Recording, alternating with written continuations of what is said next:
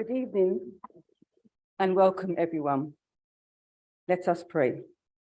Dear Heavenly Father, we want to thank you for bringing us together here today.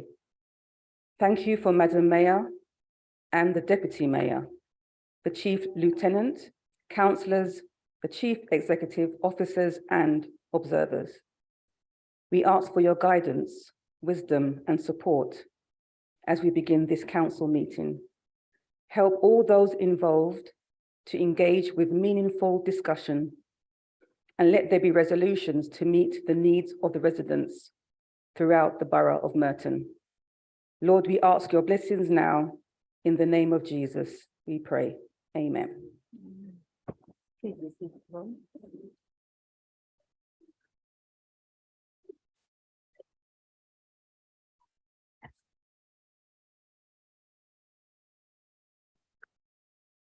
Good evening, ladies and gentlemen. I want to thank you once more for being here. As you may know, tonight, it's the night, and we want to be in very good order. Last Friday, we had 24 young people in this room, and all of them will be watching tonight, and we are their role model. So we want to keep it that way. Thank you.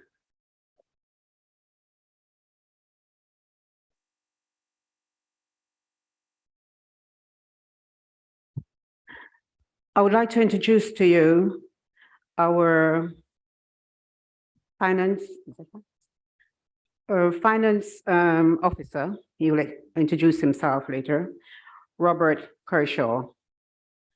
He will be speaking about the budget tonight. So,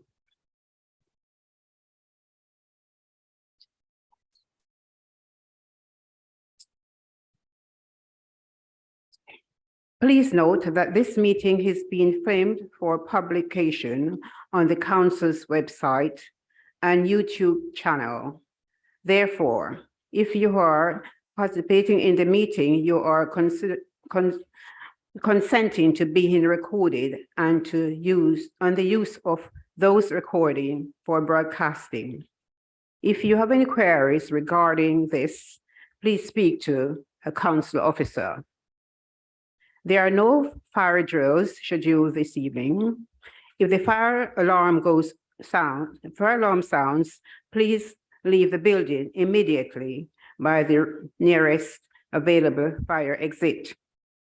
If you're unable to use the stairs, a member of staff will assist you. The meeting will reconvene if it is safe to do so. Otherwise, it will stand adjourned. Members, when you are speaking, the traffic light system here and timer on the screen will indicate when you have 1 minute remaining. Your microphone will be operated for you within the chamber.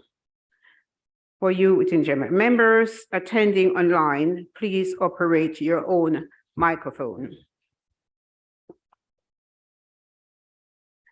Okay. Are there any apologies, Councillor Bim? Thank you, Madam Mayor. We have apologies from Councillor Dennis Pearce. Thank you. Councillor McGrath? No apologies. Thank you. Councillor Barlow? No apologies. Councillor Foley? No apologies. Thank you.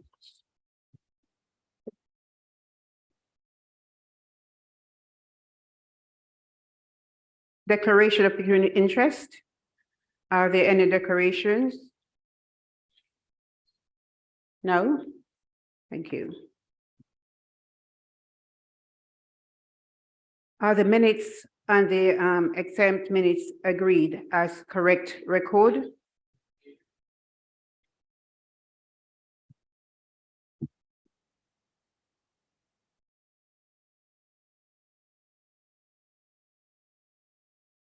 We will now deal with the business plan 2023 to 27.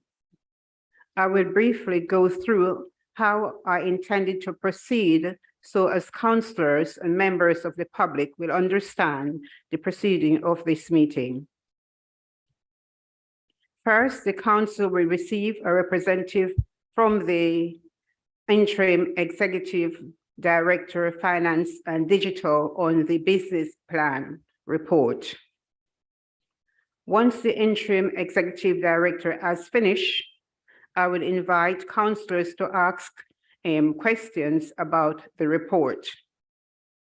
As indicated to the group leaders previously, I will be following the order used for members' questions at ordinary councillors' meetings. I've allocated 20 minutes for this item. This should allow the expedite 11 questions across the parties to be asked, and I will ensure that there is time for all of those to be asked. The next part of the meeting will be the speeches by the four group leaders, starting with the leader of the council, Councillor Groud, moving this substantive budget report. Councillor Christie will be seconding the budget report, and I understand he will be reserving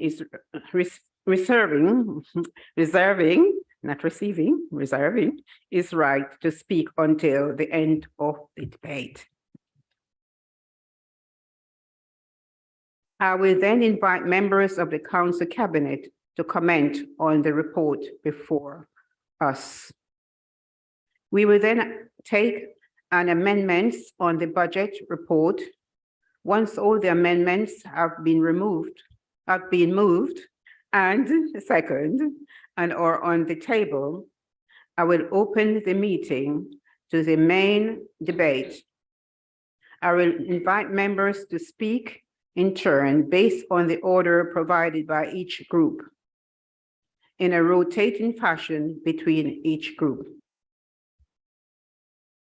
At the conclusion of the main debate, the leader will have a right of reply, and then I will take each of the amendments and call for a vote on each individually. Once all the amendments have been agreed or fallen, we will vote on the substantive report and amendment or not, as the case may be. Finally, a reminder that all votes this evening will be taken via roll call in line with council constitution.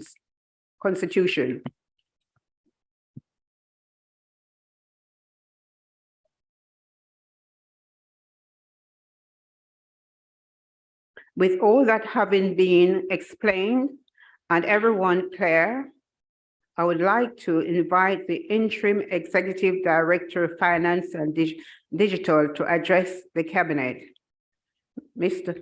Kirchhoff, thank you, please. Thank you, Madam Mayor. I'm pleased to present to you tonight the budget for 2023-24, together with the business plan for 2023 to 2027. Despite challenging financial circumstances, the council is being presented with a balanced and fiscally responsible budget. And I'd like to thank the wide range of officers who have worked so hard to deliver this result. At the start of this budget process, in March 22, we had a medium-term financial gap starting at some 4.6 million for 2023-24 and rising to 27.8 million by 2026-27. By the end of this process, we have created a balanced budget, not only for 2023-24, but also for 2024-25. And we are well on the way to balancing 25-26 and 26-27, with gaps respectively of some 2.3 million and 3.8 million. And within this, we have also been able to build in over £3 million in budget growth for our services. This is an unprecedented position for the London Borough of Merton, and certainly unique in my long experience in local government. Difficult decisions have had to be taken early in the process, and those decisions have stood us in good stead to be able to deliver a responsible budget. In doing so, we've almost eliminated any reliance we used to have on one-off reserves to balance the budget. In the roll forward position in the medium-term financial strategy included a proposed use of £8.5 million worth of reserves for 23-24. In fact, we've managed to make a contribution to reserves for the council to apply for one-off benefits for the residents of Merton. We've also negotiated a safety valve agreement with the DfE regarding our DSG deficit, in which we have committed to reducing our deficit to zero by 2027. This has enabled us to release some of the revenue provision we had set aside to potentially fund the deficit. It's a challenging agreement, but we are making good progress in bringing our costs down, and we hope to meet the conditions of the agreement. We have also negotiated the sale of a wholly owned company in Chas, another significant and altogether successful piece of work by officers which has assisted the council's financial sustainability going forward. It will also provide a valuable resource for capital investment in Merton's infrastructure. Another positive is the performance of the Merton Pension Fund, which has seen investments rise to more than offset our future liabilities, i.e. our pension promises. In fact, the fund has been valued by our actuary as meeting 110% of our future liabilities. And this has enabled the council to reduce its employer's pension contribution by 0.5%, further reducing the costs to the budget. So tonight you've been asked to agree a budget which increases council tax by 3%, together with an adult social care precept of 2%, which has been reflected in the medium-term financial strategy. Linked with these are the capital strategy, the treasury management strategy, and the risk management strategy for you to approve. The medium-term financial strategy incorporates previous decisions, with some savings agreed previously impacting on the medium-term financial strategy. It pulls together our assumptions on how services will change over the medium term, together with the cost pressures we expect to face over that period. Of particular concern is inflation. With RPI currently running at some 13%, it is difficult to accurately predict the impact that this will have on our services going forward, albeit we expect them to be significant. As such, we have increased our provision for excess inflation and will continue to monitor this position as the year progresses. The local government financial settlement has provided some additional funding for London Borough of Merton, but it did fall short of our anticipated need. Our capital programme sets out the necessary long-term investment in our assets up until 2027. It will help us respond to the demographic changes and to invest in services such as leisure and education, and also to invest in maintaining our key infrastructure for Merton's residents. Chief officers have reviewed their budgets in line with departmental finance officers and are confident that the budgets set for their services are robust, and with the corporate contingency will meet the strategic objectives and performance targets set out in the business plan. So in summary, it is my view as your Chief Financial Officer that the estimates are robust for the purposes of the required budget council tax calculations, and that the council's reserves are adequate. Thank you.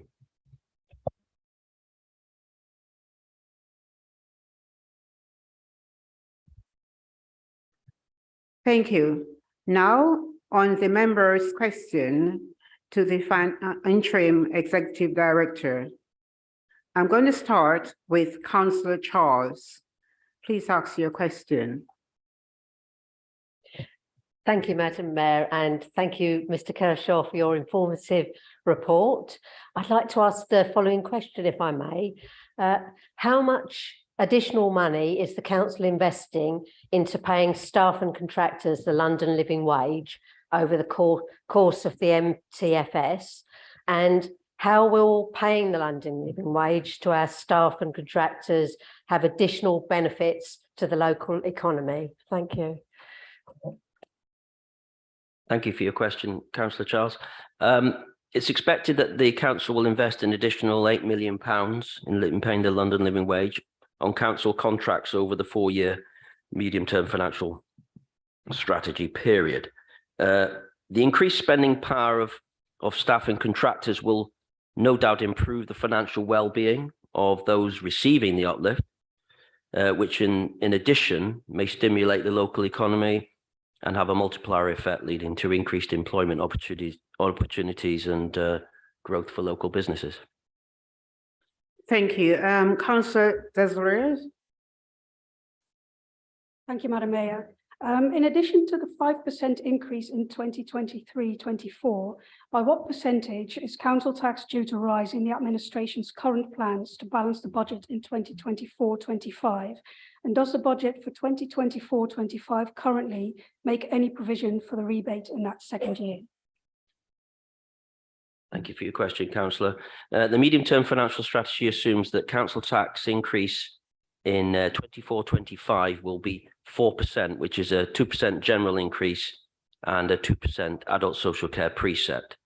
At this stage, there is no provision for council tax rebate in 24-25. Councillor Skeet, please. Thank you. Thank you, Madam Mayor. I would like to ask the following questions.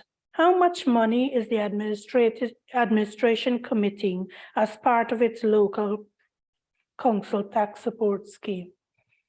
How many people will benefit from this scheme? And how does the level of support available in Marton compare to the level of support generally available in other boroughs in London and across the country?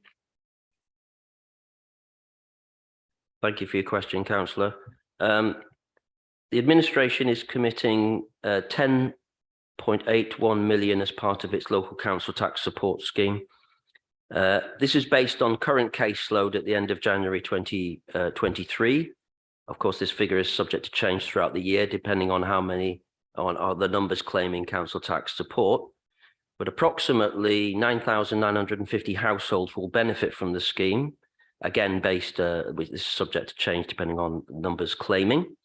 For working age residents, the scheme is one of the most generous schemes in the country.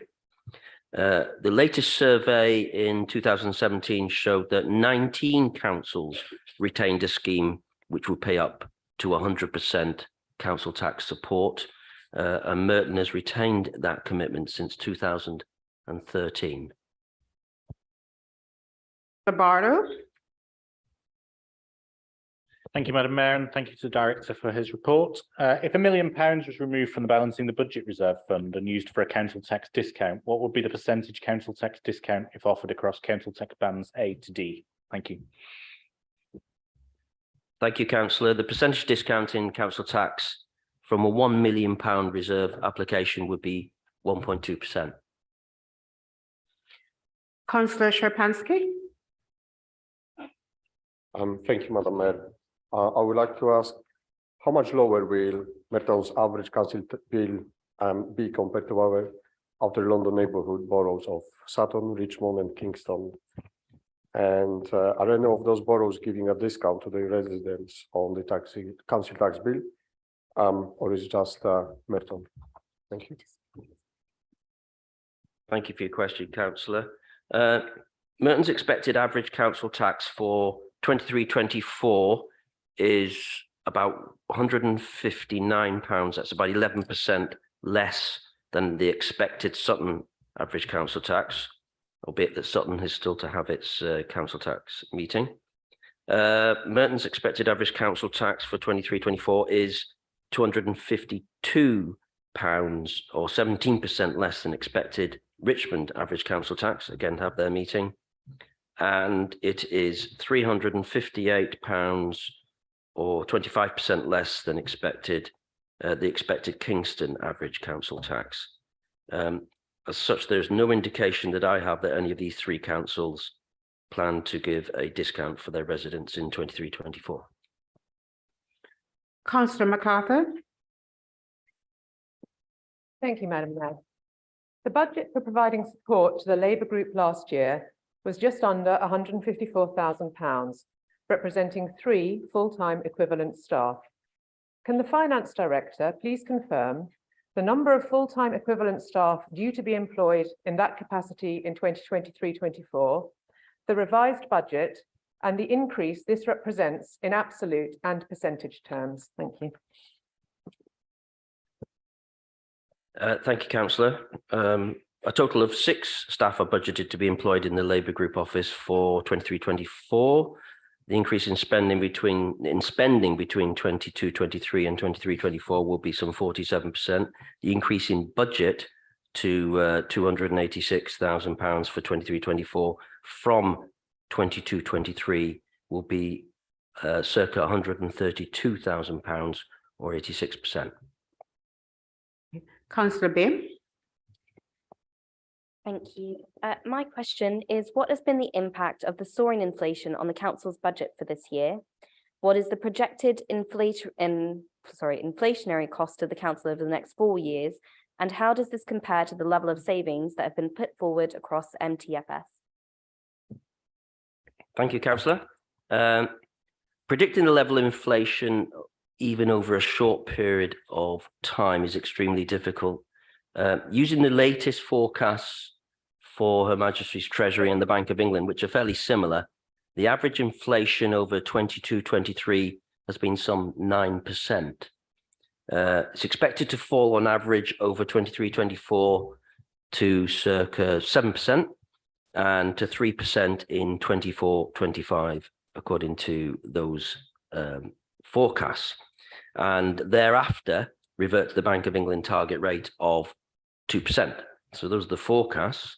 During 22-23, the pay award of circa 6% cost the council an additional £4 million above the budgeted provision of 2%. Of course, it's difficult to assess the effect of prices inflation on the council, but assuming an average of, say, 9% compared to the provision or the average provision of some 2%, the additional cost could be in the region of some £9 million. To further answer your question, we've built in some £7.3 million worth of savings over the life of the MTFS. But clearly, council budgets will continue to be under pressure from inflation, particularly in 23-24. But the council has included an excess inflation provision of some 5.2 million in 23-24, reducing to 3.8 million in future years in line with those forecasts, which will be targeted to services to relieve pressure where they appear. Thank you. Thank you. Councillor Cox. Thank you, Madam Mayor. And I'm afraid my question follows a theme set by Councillor MacArthur about Labour's staffing costs. So please, can you tell me what the Labour group's yearly annual staffing costs were for the financial year 2022-2023? And what will the approximate annual cost be once the new Labour staffing positions have been filled? Thank you. Thank you, Councillor. As previously stated, the budget for the Labour Group office for 22-23 was 154,000, and the budget allocation for 23-24, including new staff, is 286,000. Thank you. Councillor Dollemore. Thank you, Madam Mayor. I'd like to thank Mr. Kershaw for all of his excellent work on the budget. And could I ask him, please, to explain how many households are currently living in temporary accommodation within Merton and what the cost of that is to the council? And in that vein, what are the benefits of the council's investment in delivering 400 affordable homes on our council land? Thank you, Councillor. In December, the council had 346 people housed in temporary accommodation. This financial year to date, the council has spent some 3.8 million on temporary accommodation. That's the gross spend, doesn't include any income from benefits or client income. Merton, as you know, is a non-stock owning authority and relies on new affordable housing coming through the planning system. However, development viability is challenging, and the council can no longer rely on the planning system alone for the delivery of affordable housing. The council has identified surplus land which can accommodate 400 new affordable homes. So this will take 400 families off the council's waiting list and ensure people have greater access to good quality affordable homes in the borough. Councillor Gallia. Thank you, Madam Mayor. What percentage of the planned budget savings have been achieved in each of the last 5 years? Thank you. Thank you, councillor. The percentage of the value of planned budget savings achieved over the last 5 years, I'm just going to read out the percentages next to the years. So in 1819, we achieved 78% of those. In 1920, it was 72%. In 2021, it was 59%. 21-22, 52%, and 23-24, based on a period 9 forecast of some 45%. It has to be emphasised that the above figures represent the delivery of savings within the year in which they were programmed in the medium-term financial strategy. Of course, many of the savings not achieved in those years were subsequently delivered in following years, so the impact on the medium-term financial strategy was essentially a timing one. Members should note that once a saving is agreed in the medium-term financial strategy, the budget is automatically reduced by the level of the saving. In 2021, the effect of the pandemic had a significant effect on our service ability to deliver savings. And of course, this has been continuing with the cost of living crisis, also increasing pressure on services. Thank you. Councillor Leveson. Thank you. How much money is the administration proposing to invest into infrastructure improvements in the borough? In particular, how much is being invested into improving our cycling and transport infrastructure, and in what ways? Thank you, councillor. Highways are the council's largest infrastructure asset, covering roads, footways, cycle paths, street lighting and drainage. In the next financial year, the council will be investing just under 5 million in transport infrastructure. But to provide some specific examples for you, this investment from this council includes 1.3 million per annum for 4 years on footway renewals and repairs, 2.2 million for 3 years, highways resurfacing and repairs, 290,000 for 4 years on street lighting every year, 150,000 per annum for 4 years on road safety, 200,000 per annum for 3 years on ANPR, school streets cameras, 626,000 next year on bridges and structures, and 208,000 next year on drainage culverts. In addition, and especially for cycling and active travel, next year the council will be investing some 610,000, including 200,000 on Pollard Hill cycling and active travel neighbourhood, 159,000 on cycling and cycle parking, 116,000 on cycle improvements for residential streets, and 135,000 on making permanent the cycle lanes on Hayden's Road Bridge. So this is in addition to a number of TfL and SIL funded commitments already in the programme. Thank you. Thank you. I'd like to thank you all for your questions, and I'd like to thank you for your reply. And that is all the questions, so I will move on.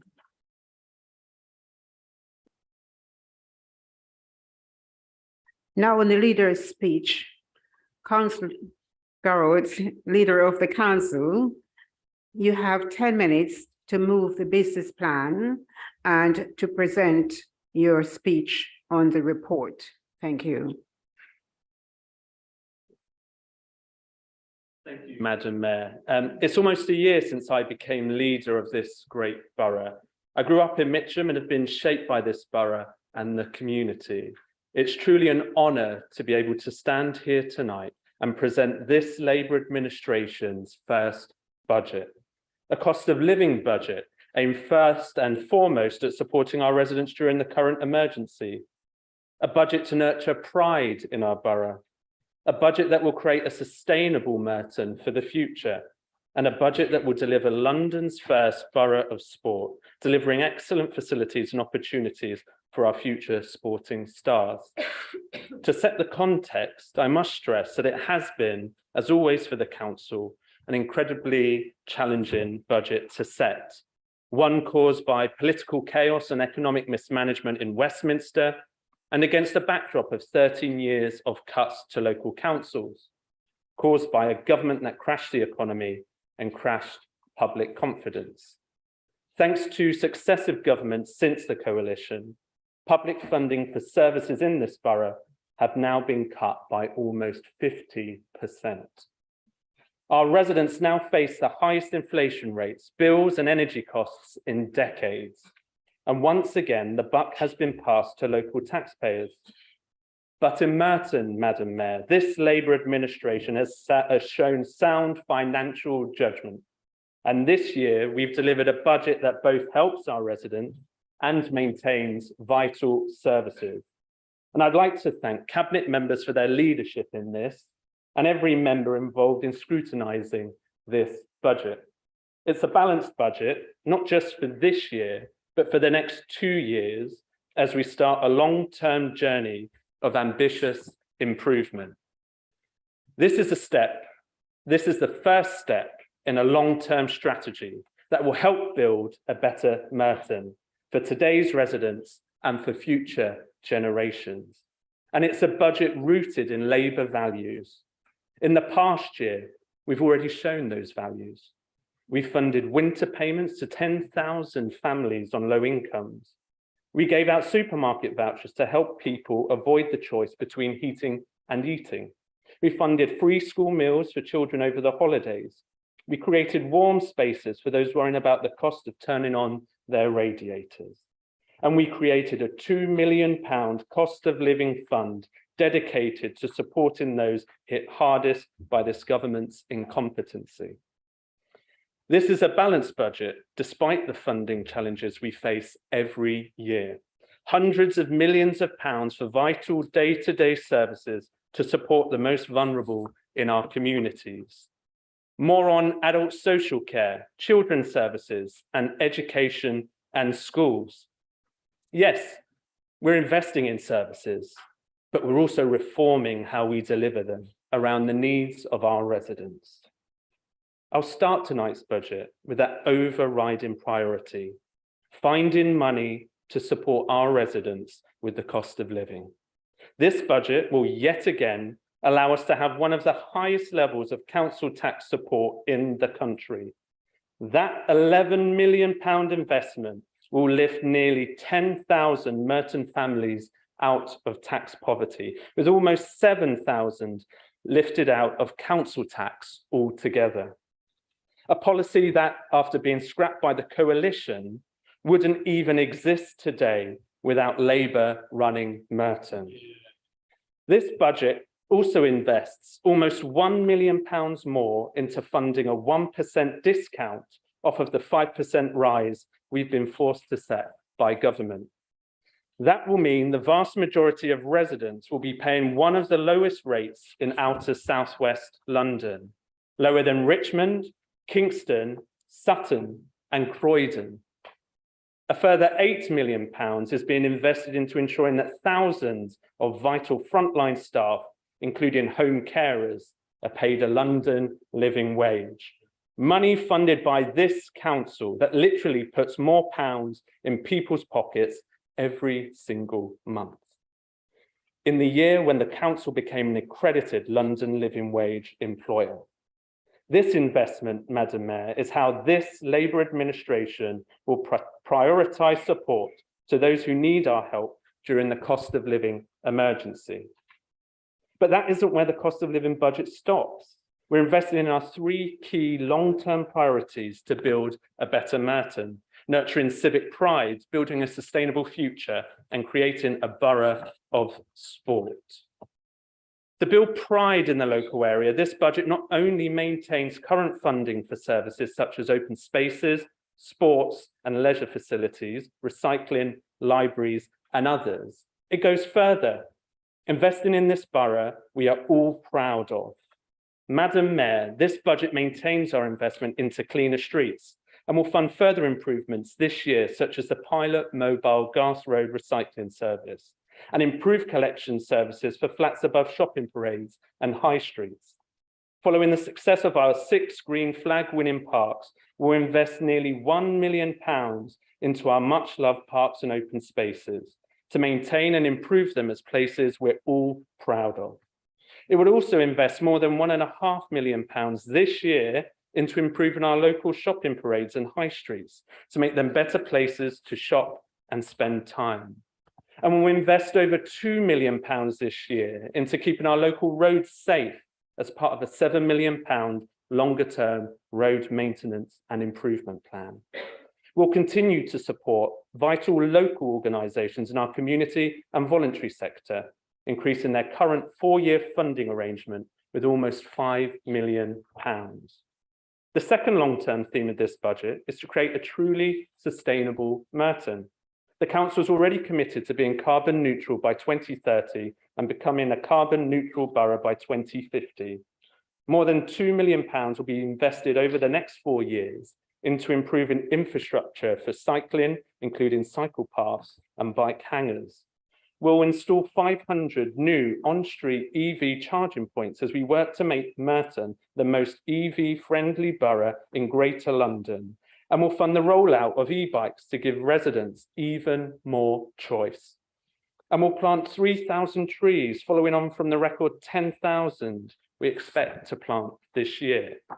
But one of our biggest investments will be the delivery of the sustainable, affordable housing this borough so desperately needs. This budget, Madam Mayor, will create a £29 million housing delivery fund to start work on 400 sustainable, low-energy homes for Merton residents built on council-owned land, the first such homes in this borough in my lifetime. And we'll also be continuing to take action to hold landlords in the borough to account for the frankly appalling conditions and poor service that sadly too many residents experience on a day-to-day basis. Our third strategic priority is to create a borough of sport, to build on Merton's sporting heritage and create a place where everyone has access to physical activity and excellent sporting facilities, a place where our future talent is supported and nurtured. We've already brought in experts from Sport England to work with us on a blueprint for sport to create a legacy of improvement for decades to come. This year, we'll kickstart the commitment with an £11 million long-term investment in sports facilities in the borough. We'll refurbish and improve all of our multi-use games areas this year. We'll also refurbish and improve sports pitches across the borough. And as the home of tennis, we'll maintain free tennis lessons and court access for residents. And after refurbishing the running track at Wimbledon last year, we'll develop plans for a new one in the east of the borough, ensuring access for all to first-class training facilities. Madam Mayor, this is just the beginning in our journey to transform the council and the borough. We want to be ambitious for this borough, and this is just the first step in a long-term strategy. The challenges we face are complex and our ambitions are more extensive than ever. The way we work has to change and be built more closely around partnership and community collaboration. And that means creating an organisation that's up to that challenge. Led by our chief executive, our new senior leadership team brings the skills, experience and capacity that we need on our transformation journey. We're also investing in our staff. We want to attract the best and to retain and grow our best. And yes, we're investing in the Civic Centre, picking up the work that was started before COVID to create a modern working environment that responds to collaborative ways of working and the new ways of hybrid working. This will eventually generate a revenue stream for the council, reducing the size of our estate and lowering our costs. I make no apologies for wanting an organisation that's fit for the challenges ahead and ready to deliver for the future for our residents. This is a budget that invests in our future and in our priorities. Above all, this is a budget that helps us start building a better Merton together. Now let's get to work for the residents of Merton. Madam Mayor, I move this budget. Thank you. Thank you. Thank you, ladies and gentlemen. And I would say I do appreciate that everyone listen and do not talk when the speaker is speaking. Thank you. Okay. The business plan report is to be seconded by Councillor Christie, who has reserved his right to speak until later in the debate. Is okay? All right. Councillor Fairclough, Leader of the Opposition, you have 8 minutes, please. Thank you, Madam Mayor. And I too thank the officers for their work on this budget. Madam Mayor, in the early hours of the 6th of May, after nearly 48 hours awake, I felt a mixture of things, mainly tiredness, but also happiness for my colleagues whose hard work has been recognised. Disappointment for those who narrowly missed out. There'll be brilliant councillors in due course. And having only won at my 4th attempt of standing in 2018, I know what it's like to put your heart and soul into something and lose, whether you expect to win or not. Now, I often disagreed with them, but I do feel for them, those many sitting Labour and Conservative councillors who lost their seat. But on 6th of May, I also felt a trepidation, perhaps even an excitement on what could be achieved now Merton had the fewest Conservative councillors it's ever had. We could forge a way forward. For the first time, a progressive opposition, Conservative voices reduced to bit part players growling from the sidelines. A real chance to help develop an open, competent and caring council that works for everyone, no matter where in the borough they live. And that's what I want to talk about tonight.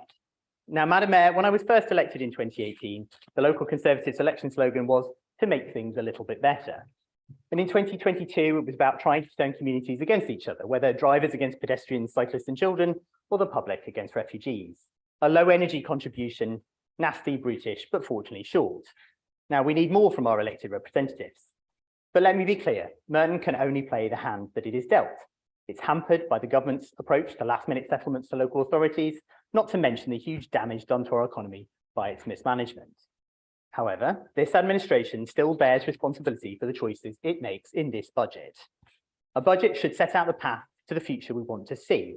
And whilst there are bits of this budget that are perhaps a little bit better than those of the previous decade, there's also a brittleness here, a keenness to boast that belies a fundamental lack of confidence by and in its leading lights. They've something to prove, and indeed, Madam Mayor, they do, although perhaps not what they think. Back in February, at the pre-budget trailer, Councillor Christie told us all that only the Labour Party cares. Now, I've rarely heard a more ridiculous or more arrogant statement. But if that's the approach at the heart of this administration, we'll get nowhere. If you believe it, you can justify all sorts. But first, to the good stuff in this budget. On housing, we're pleased that the Tenants Champion scheme will be resourced and developed. We're pleased that selective and additional licensing will be introduced in part of the borough, even if our proposals to pave the way for selective licensing were twice voted down by Labour councillors in budget councils.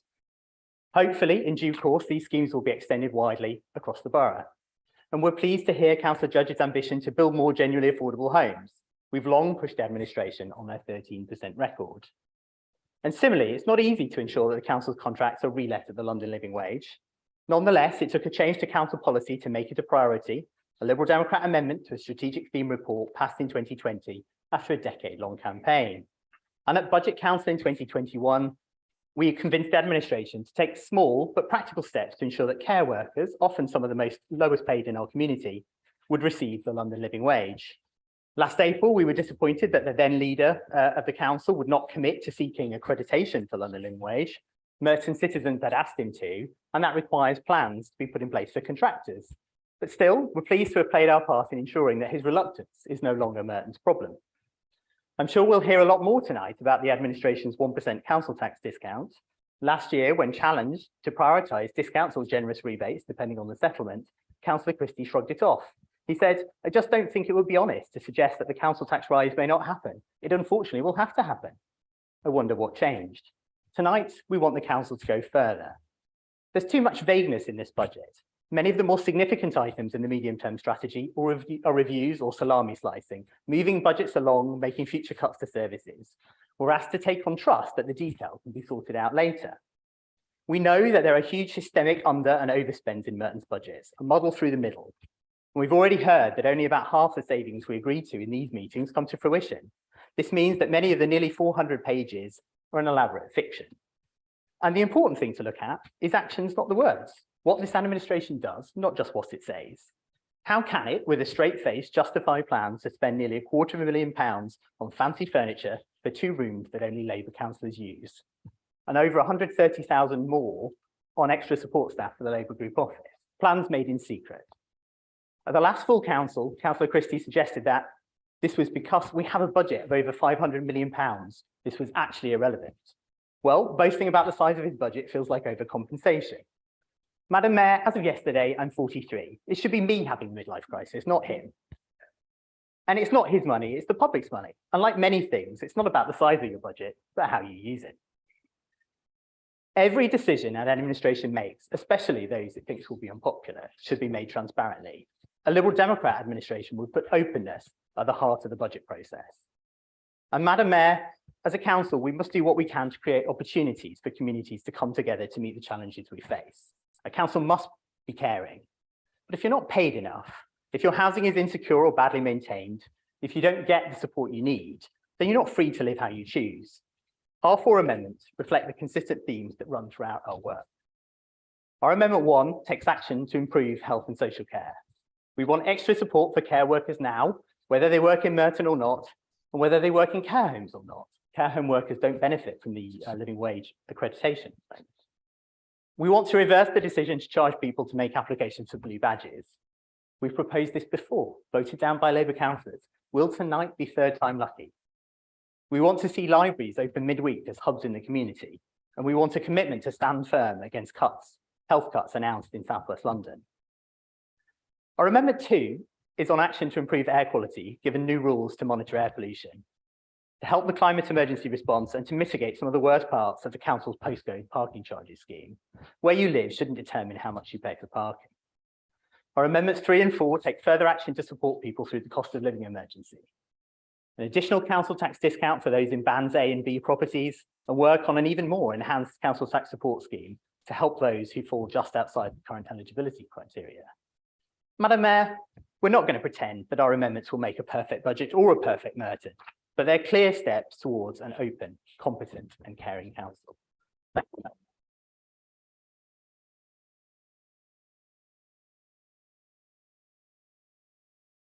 Thank you. We have Councillor McLean, leader of the Conservative Group. You have 5 minutes, please. Thank you. Thank you, Madam Mayor. And I begin also by thanking the Director and his team for their work in preparing this budget. However, this budget is increasing the cost of living burden, and that's why we seek to reduce it with our amendment to defer the planned 16% parking charge increase. We support the administration's goal of being a borough of sport, which is why we are proposing a fund to help deliver that aspiration for our young people. And we may be the only party in this chamber to stand up for motorists, but we also value active travel, which is why we are supporting the improvement of Merton's existing cycle paths. My colleagues, Councillors Patterson, Holden and Austin will be speaking to the amendment in more detail. Madam Mayor, I support the restructuring of the senior officer positions, and I would like to welcome the new directors to our borough and congratulate the Chief Executive for steering the process so well. And as we embark on this new chapter, I urge the administration to find a boldness that has been lacking in the past, a boldness that will finally deliver town centre regeneration, in particular, modern town centre, value for money for our residents, and better services and cleaner streets. Because that's what Merton residents deserve, a council that delivers on its promises. Madam Mayor, we are glad to see that the Liberal Democrats have taken Conservative proposals for lower taxes, cleaner air, and improved cycling to heart. Whilst they are not as ambitious as previous Conservative budget proposals, they are of course welcomed, and we will be supporting them tonight. Madam Mayor, the Lib Dems often say they are a fresh start, yet they collude with Labour to force new taxes onto residents. Eulers expansion being the latest example.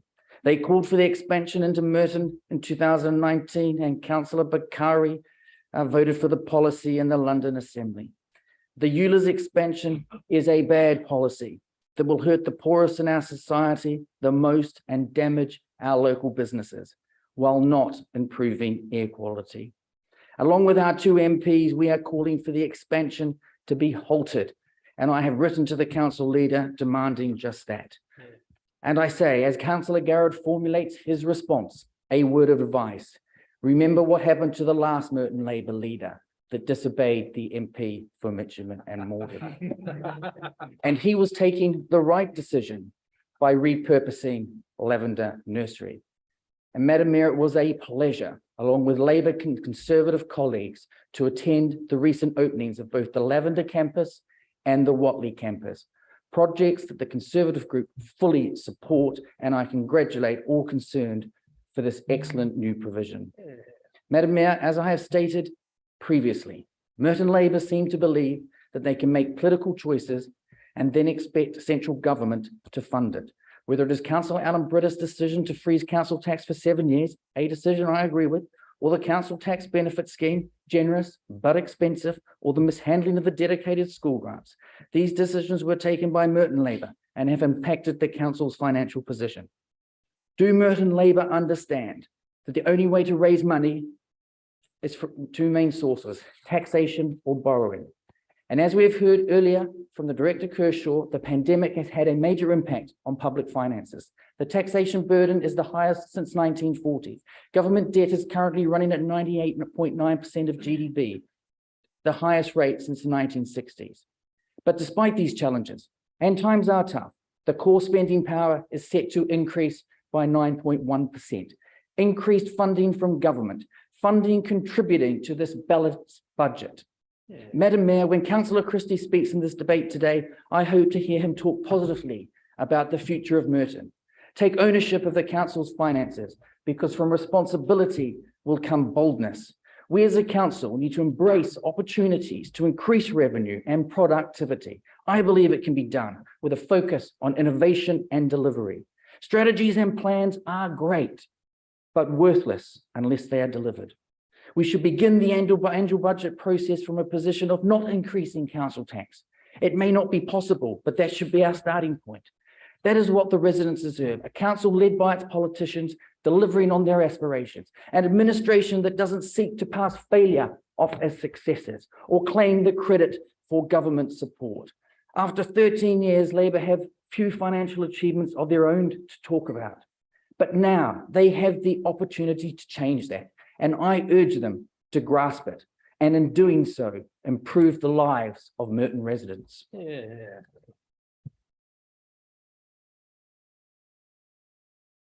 Thank you.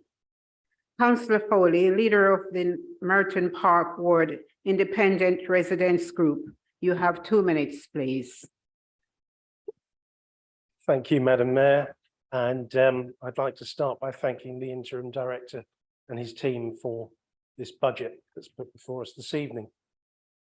In the almost 9 years I've been a councillor, and now as leader of the Merton Park Independents, I don't think there's ever been a year when we haven't been looking to save money somewhere. That process has become progressively harder over the years. The pandemic touched all of us in one way or another and brought considerable unexpected challenges for us in Merton. Many residents and businesses are still coming to terms, and our high streets may never recover to what they were before. Of course, residents in our borough will not want any increase in their council tax, especially with the ever-increasing pressures and this cost of living crisis that we find ourselves in. Thankfully, the increase in Merton council tax is nowhere near the proposed 15% increase that residents in Croydon face. The proposed plans to provide 500 more electric charging points for vehicles is very welcome, although many, many more will be needed as more of our residents make the transition to electric and hybrid vehicles. And let's not forget the visitors to our fabulous borough who will need to top up and charge for their return journey.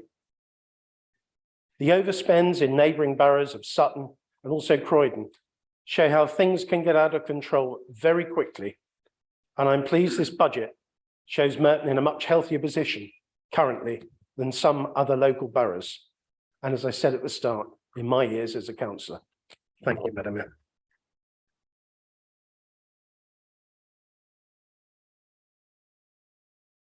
Thank you. I now invite members of the Cabinet to comment on the report. Councillor Stringer, you have 2 minutes, please. Thank you, Madam Mayor.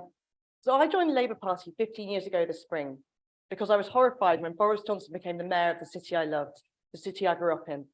In 2008, I couldn't see what was coming, I didn't know that the Tories, in coalition with the Lib Dems, would go on to impose such austerity on public finances that we'd end up with nurses and teachers having to strike for fair pay, that schools would be facing real-term cuts, that waiting lists for health services would be rising and rising, and that local authorities, which are the public services that most residents interact with on a day-to-day basis, would lose 60p out of every pound of their government grants, and that the government would expect working people to pay the price for these cuts by forcing councils to raise local taxes. Madam Mayor, I could have predicted that that same Boris Johnson would go on to be plagued by scandals, and the result of his ineptitude would be that was the terrible trust premiership and the disastrous Kwarteng budget, wreaking havoc on the financial markets. Madam Mayor, against this backdrop of Tory incompetence, I am proud to stand here today, now as a Labour councillor and as the Labour deputy leader of this brilliant borough, supporting a budget that is not only balanced, but that delivers for residents. It delivers £22 million of support for residents affected by the cost of living crisis, delivers £15 million of improvements to our cycle paths, high streets and sporting facilities, delivers more desperately needed social housing. It's not just me who's proud of our budget, the Lib Dems are too. The Lib Dem group in Lambeth have published an alternative budget calling, and I quote, for Lambeth to follow Labour-controlled Merton Council in offering a 1% council tax discount for residents. I wonder what those Lambeth Lib Dem councillors think of Lib Dem-controlled Sutton, now that residents just a couple of miles away from here will have to pay £2,200 in council tax, nearly £400 more than here in Merton. So, Madam Mayor, I'd like to thank Director Kershaw and Councillor Christie and all the colleagues for their hard work they've put into protecting residents and investing in services. I'm proud that Merton Labour is leading the way in governing responsibly and governing fairly. Thank you.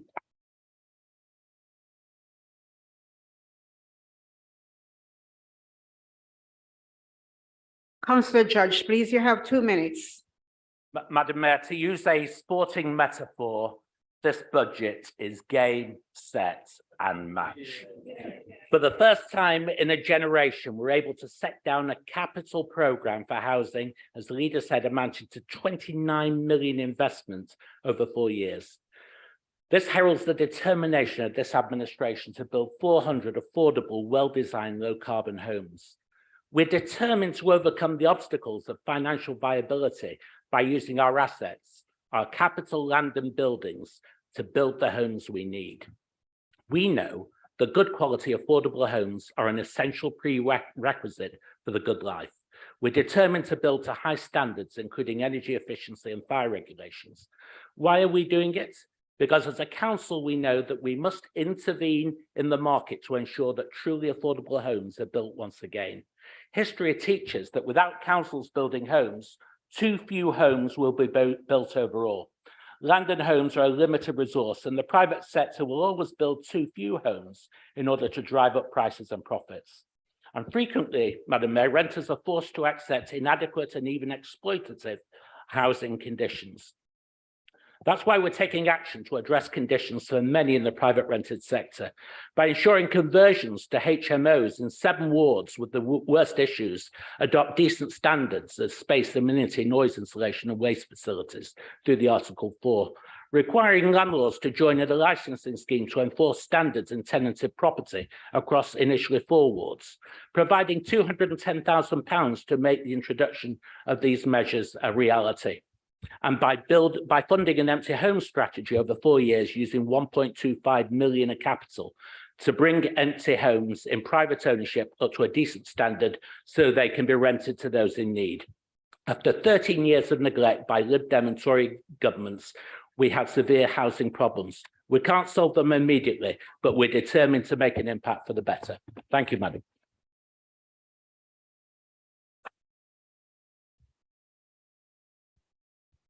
Councillor Hirons, please, 2 minutes. Thank you, Madam Mayor. Madam Mayor, I am proud to speak in support of this cost of living budget this evening. A budget that once again shows how Labour in Merton is stepping up and stepping in to fight for our community.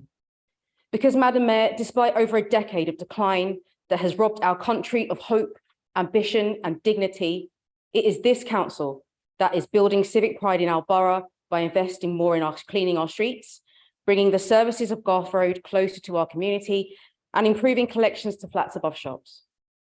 despite Liberal Democrat sponsored austerity, which has seen councils across the country lose up to 60 pence in every pound since 2010. It is this council that is building a sustainable future for Merton by investing in projects to increase biodiversity and working with the Mayor of London to retrofit homes of our poorest residents. And despite a cost of living crisis cooked up by this chaotic Conservative government, it is this council that has become an accredited living wage employer, remained committed to our council tax support scheme, and balanced our budget for the next 2 years. So, Madam Mayor, whilst the Condemn Coalition has been resurrected here in Merton, so that they can play politics with this budget setting process and with the lives of the people outside of these walls, it is Labour who has and always will step up, step in and fight for the people of Merton. Thank you, Madam Mayor. I support this budget.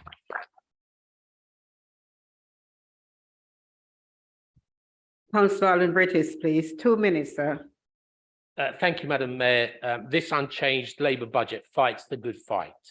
It builds on a sustainable future for our residents and wants Labour in Merton to focus on the following: on walking, on cycling, on EV charging. Reference cycling, Councillor Ross Garrett and I will be meeting with Will Norman, the Mayor's Cycling Commissioner. Reference EV changing, Ross and I will be working with Merton supermarkets and petrol station operators, encouraging a rapid charge network.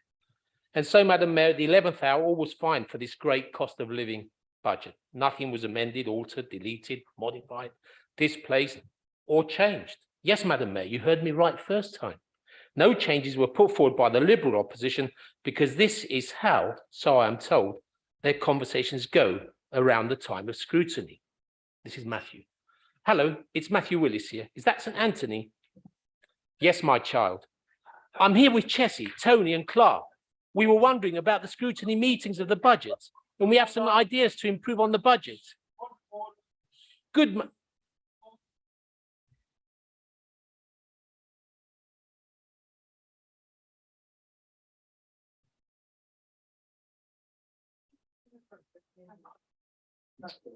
Not me, Mum. Right. Thank you. I'm here with Chessie. Oh, can I have some more time added for that? I'm here with Chessie, Tony and Clark. We were wondering about the scrutiny meetings of the budget, and we have some ideas to improve the budget. Good man. We don't do any of this stuff early. But why not? Surely now is the time to suggest changes to benefit the residents. Who on earth told you we were here for the residents? But the council's constitution says so. Forget all that baroni. We're here to work up tweets we want to get out on the night of the budget. Oh, I see. And don't forget all the messaging we need for our leaflets. You mean the leaflets with St. Paul plastered all over them, with bar charts we make up as we go along?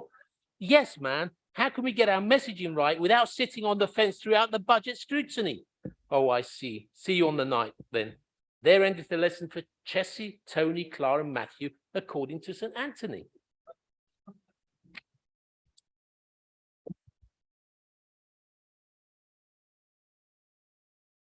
He finishes before 2 minutes.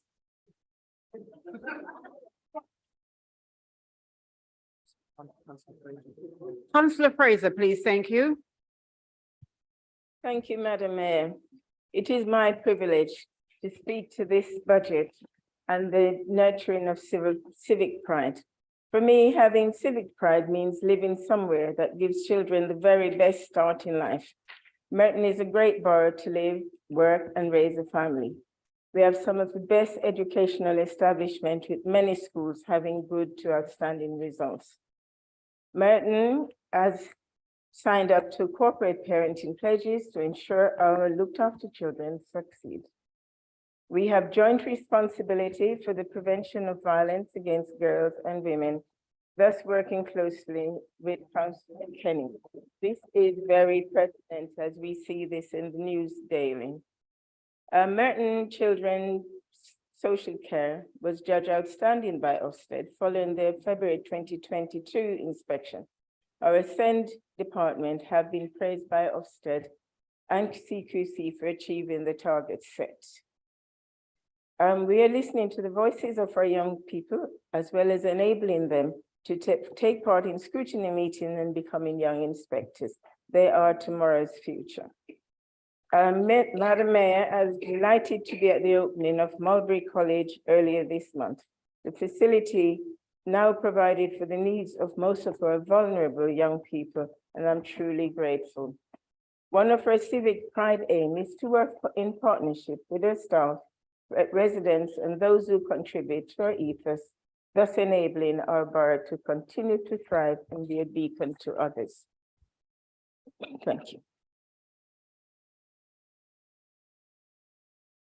Councillor Kenny, please, 2 minutes. Thank you, Madam Mayor. Madam Mayor, nurturing civic pride means creating a place people can be proud of, where good schools and a fantastic education provision that equips everyone with the skills and qualifications they need to succeed. I taught in Merton schools. My children were educated in Merton schools. I'm proud of this and proud of the opportunity to leave this administration's excellent work on education and lifelong learning, where I have to get in that Merton Progress 8 score puts us second in the whole of the country. 95% of Merton schools are good or outstanding, the national average 88%. What great work from our schools, credit to all of them, and we continue to support our head teachers and schools to maintain this excellence. I was delighted to attend the opening of Watley campus in Rains Park. This school will provide for 80 of our youngsters with autism and communication needs to be educated in Merton. I am proud that Merton funds the budget to provide for these children to be educated in the borough in which they live. We have additionally resource provision known as ALPS developed in several of our schools. More Merton children are able to be educated in the borough in which they live. I am proud of this administration's work of Merton Adult Learning. The door never shuts. We have supported nearly 2,000 learners attend nearly 4,000 courses, providing high quality learning and sustainable adult learning to improve their social, economic, health and well-being outcomes for all our residents. Madam Mayor, this is a great budget for schools. It's a great budget for pupils and adult learners. It's a great budget to continue this administration's great record. Thank you, Madam Mayor.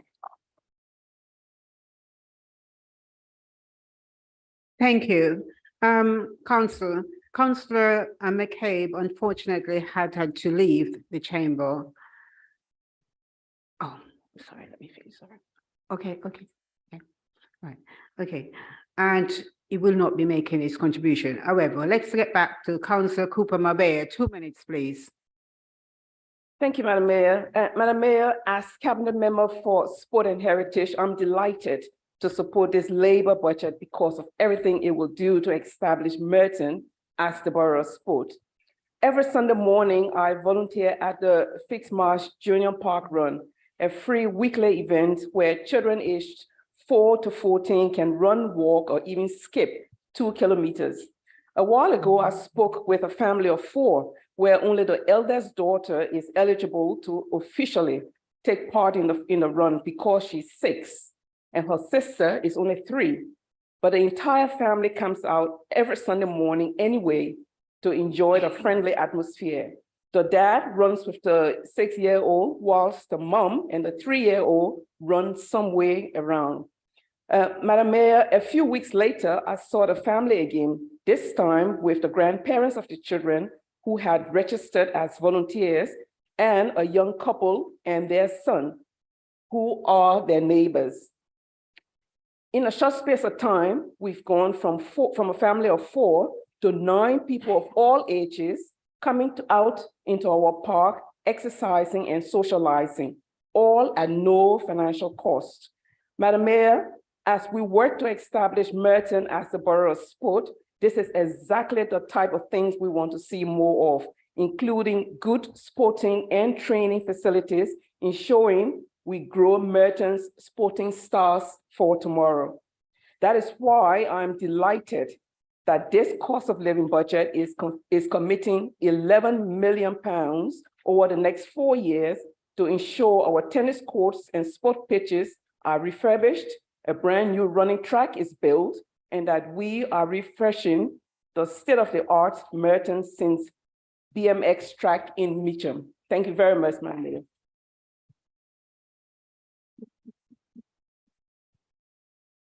As we have no more reports, we will be now taking the amendments in turn. Councillor Fairclough, please will you formally move the Liberal Democrat budget amendment? Thank you. Thank you, Madam Mayor. I'll formally propose amendments 1 to 4, the Liberal Democrat amendments. Thank you. Seconding the amendment is Councillor Kohler. Thank you, Madam Mayor. I formally second it and reserve my right to speak. Thank you. Sorry, that was a bit early. Councillor McLean, will you formally move the Conservative budget amendment, please? Thank you, Madam Mayor. I formally move. The amendments second is Councillor Peterson. Madam Mayor, I formally second the motion, the amendment. Thank you. I now open up the floor to members of the main debate. Firstly, Councillor Manley, 2 minutes, please. Thank you, Madam Mayor. I am proud to be part of this Labour administration that's investing £22 million into cost of living measures in Merton, including a 1% council tax discount for the majority of households in the borough. That's helping almost 10,000 people on lowest income, unlike the Lib Dem councils in Sutton, Richmond and Kingston, lest we forget. Ours is one of the most generous council tax support schemes in the country, support that was scrapped by the coalition. The deafening silence of Lib Dem members at scrutiny meetings and now the attack on the budget to get a quick headline only exemplify that you're not a serious party and you're not serious about delivering for Merton.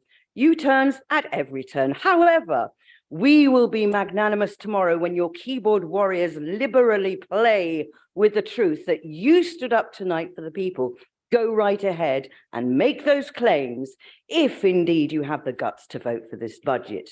Your virtue signaling, foppish grandstanding and incoherent rhetoric is all just noise, insolent noise. The party that sits on their well-worn fence flip-flopping between our policies yet clinging on to Tory ideals in a vain attempt to garner votes, scurrying about like ferrets, desperately seeking opportunities to turn voters around to your muddled policy-bereft beliefs. But Mitcham residents see through you, literally see you through their Ringo door cameras, delivering your grubby little leaflets. But know this, your success at removing Tory councillors last year was for one reason only. Those residents see you as the fluffier Tory option. So hop off the fence tonight and vote for this brilliant budget. You know it makes sense.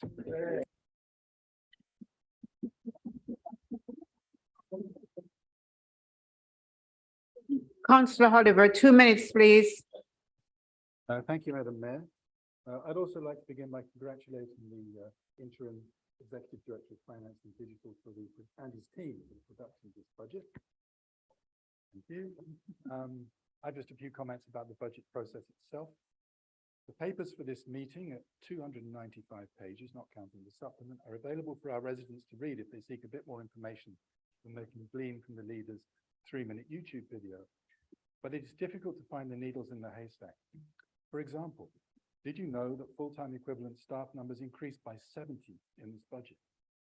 I propose that a summary be added to the document to explain in grown-up but non-technical language the good news, the savings, the risks and the opportunities.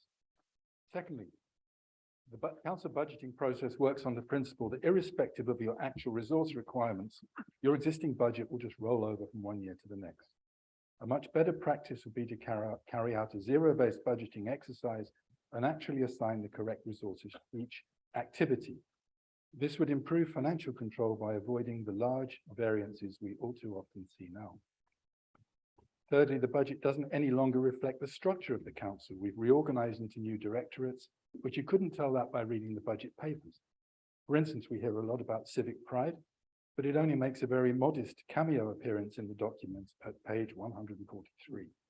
So why don't we have a budget built around the new directorates, led by a cabinet with portfolios that align with them, and scrutiny panels that do the same.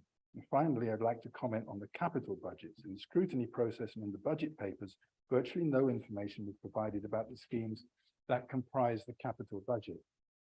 I would suggest that all council members should have access without having to ask to the documentation that underpins decisions about our capital program. Thank you.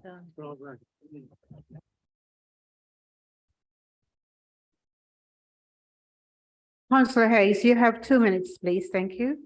Thank you, Madam Mayor. Well, what a difference a Labour administration makes.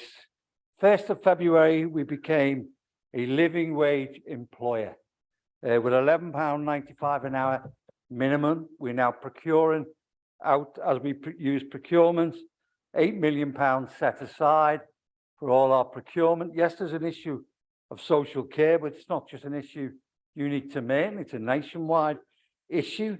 And we are beginning to roll out our living wage policy.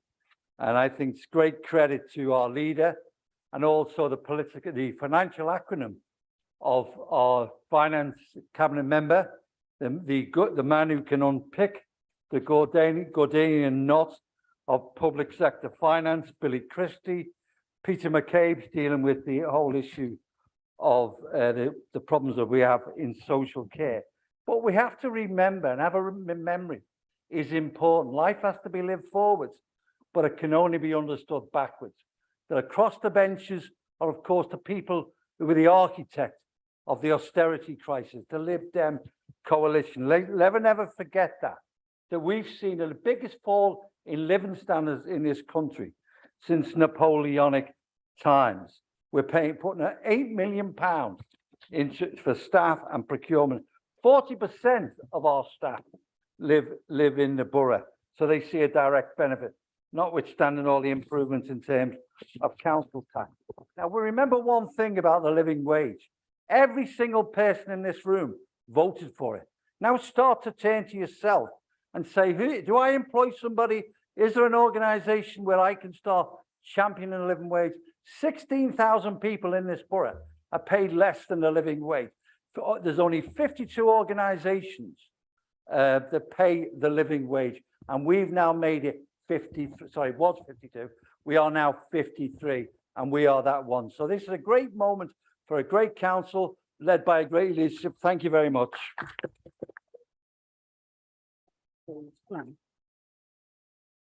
Thank you. Councillor Gold, please. Thank you, Madam Mayor. I'm speaking on Amendment 1AB. My two colleagues will speak further later. I cared for my mother-in-law with dementia and learned firsthand how this debilitating disease progresses. Social care is failing. Years of underfunding by this government has led to a difficult system to access, inadequate and unfair. On top of which, the administration has determined to cut essential dementia provision at Eastways, a good offer for the borough, while spending on their new offices. A recent report on dementia by the LSE shows the urgent need for action. The numbers are rising in the UK. We will see the largest increase in those aged 85 plus, the very cohort Eastways cares for. On visiting Mitcham Dementia Hub, I was impressed by the Alzheimer's Society offer to dementia sufferers and their carers. However, the hub has insufficient funding to support an offer to Eastways clients. Assessments are still to be made for those coming from Eastways. Consequently, any budget savings could be lost. Both sites need to exist as one service is complementary to the other. Eastways is the only provision for respite in the borough for carers of loved ones with dementia. Another community service lost. Wortley Avenue, Adult Learning Centre, Lavender Nursery, Meadowsweet, Riverside. Now Eastways Day Centre, all communities' assets lost. The current administration appears good at losing things. Perhaps we should be praying to St. Anthony. Let's hear what residents have said about Eastways. When they hear that it's going to close, the council spent a great deal of money doing up the centre during the pandemic, only to waste it in closure. Elderly people arrive in a community minibus. It was joyous to see the happy faces, to hear their singing sessions. Eastways has always been here ever since I was born. I'm very saddened to think elderly and vulnerable residents won't be able to access the specific services in future that East Rays offers them. The Lib Dems believes it's important to save community-based provision, not lose them. If you agree, vote for this amendment. Thank you.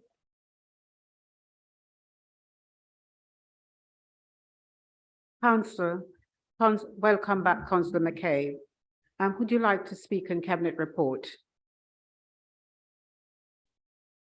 Madam Mayor, if I may, on a point of personal information, as a cabinet member for health and adult social care, I wasn't expecting to have to visit St George's Hospital this evening, but I got a text at the beginning of the meeting to say that my son had collapsed and was waiting for an ambulance, and the delay would be up to 40 minutes. And I felt it was important to get there and take him if necessary.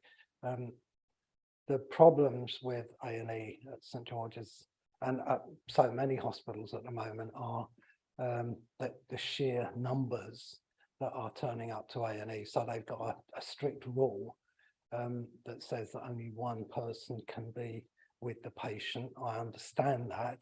And when I saw my wife, also known as the Lioness, when it comes to her children, there was no way that I was going to overrule her and be there at his side. I'd been with him in the ambulance, and so I felt that rather than stand out in the cold, I'd come back and join you. So that's my point. Can I apologise?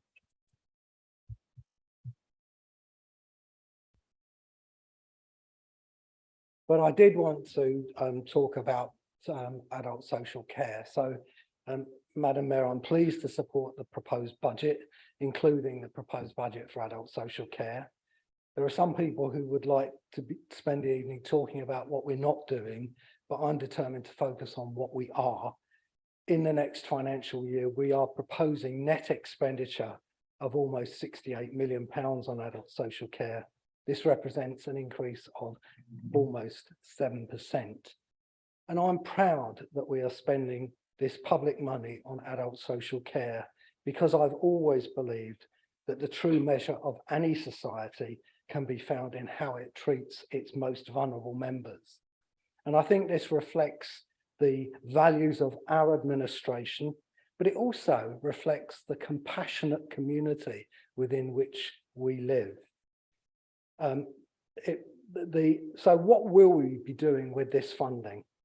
We will be meeting all our statutory duties under the CARE Act. We will be supporting adults with physical or learning disabilities. We'll be supporting carers, and we will be meeting the needs of older people, including those with dementia. And let me be very clear, having seen the impact of dementia on my own father in his final years, I'm determined that we provide a better comprehensive service for all those affected. Madam Mayor, the numbers really do illustrate the scale of adult social care. 2,435 people received direct services last year. 185 are currently in long stay nursing care. 245 people are in long stay residential care. 135 living in supported living. And 1,519 people benefit from Mascot. And I'm very proud that this budget proposes to provide 4 weeks free Mascot care for all those discharged from hospital. Finally, Madam Mayor, it is important to pay tribute to the remarkable and dedicated staff in adult social care that deliver these services to the people of Merton. Madam Mayor, I commend this budget to the council.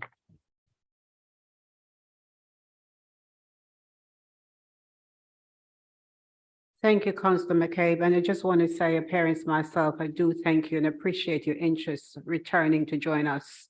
And I pray that your son will be okay. Okay, we move on to Councillor Bim. 2 minutes, please. Thank you, Madam Mayor, and I echo everyone's good thoughts and wishes to Councillor McCabe's son. I'm proud to speak on this cost of living budget, and I'm proud to be a member of a Labour Council that is delivering real practical support for residents hit by the rising costs of energy, rising inflation, and the rise in household bills. So let's talk about that support again, because it is a Labour council that's investing £22 million into the cost of living measures, including the 1% council tax discount benefiting the majority of residents in our borough, funding a generous council tax support scheme, which has lifted thousands of our residents out of local taxation, and the creation of a targeted £2 million cost of living fund. We've put on advice surgeries and hosted events attended by 1,200 residents offering cost of living support and advice. We've introduced a £60 winter voucher for all residents on council tax support. That's 10,000 residents. We've given £100,000 to Sustainable Merton to support the community fridge, and £200,000 to fund Citizen Advice Bureau Merton and Lambeth to expand our debt advice services. We've allocated £400,000 to fund home energy efficient visits to low-income households, and we've opened up our libraries, the most valued community resources, as warm spaces. This council is also putting Labour values and trade union fundamental values at the heart of what we do by investing in our contracts so that our staff are paid at least the London living wage. There are those in this chamber that will give, or rather have given, speeches this evening attacking our carefully costed plans so they can clip it for a tweet that will get 5 likes or deliver some misleading leaflets with some dodgy bar charts.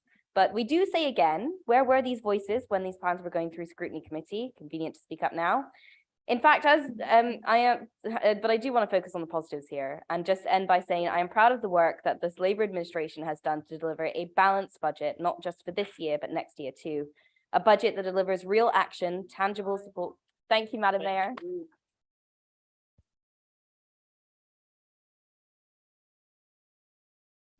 Councillor Peterson, 3 minutes, please. Thank you, Madam Mayor.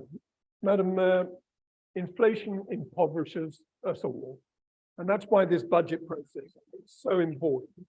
And I applaud the work of the acting finance officer for the work that he has done. Budgeting is important for the council, it's important for individuals as well. We can't be eating turnips sine die. Now, Madam Mayor, I have a confession to make this evening. The Liberal Democrats irritate me. I'm sorry, I want to correct that. They don't irritate me, they irritate me a lot.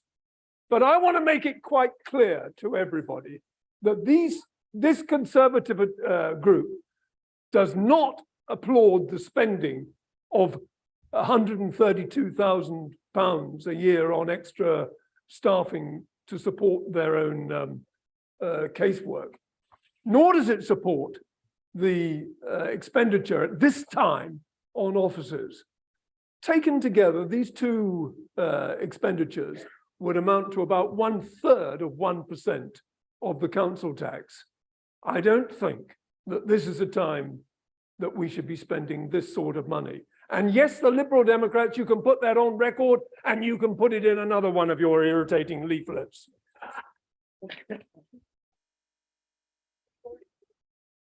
I would have expected the council to be a little bit more prudent with our money at this time, when the cost of a burial is going up by 5%. It's not the time to be spending money. But let me turn to more material matters. This council group is getting more and more alike to the Scottish National Party.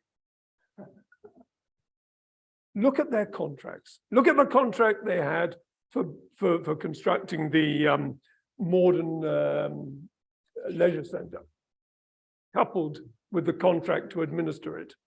Hugely expensive, late, terrible. Reminiscent of the ferries in Scotland. Take the Viola contract, another botched contract. But most egregiously of all, what about the contract for the redevelopment of the High Park housing estate? Tens of millions of pounds were lost to this council. Now that's what I call material.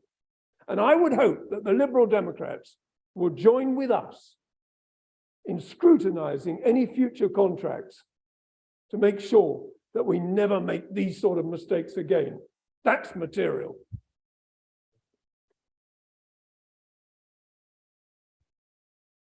Councillor Butcher, 2 minutes, please.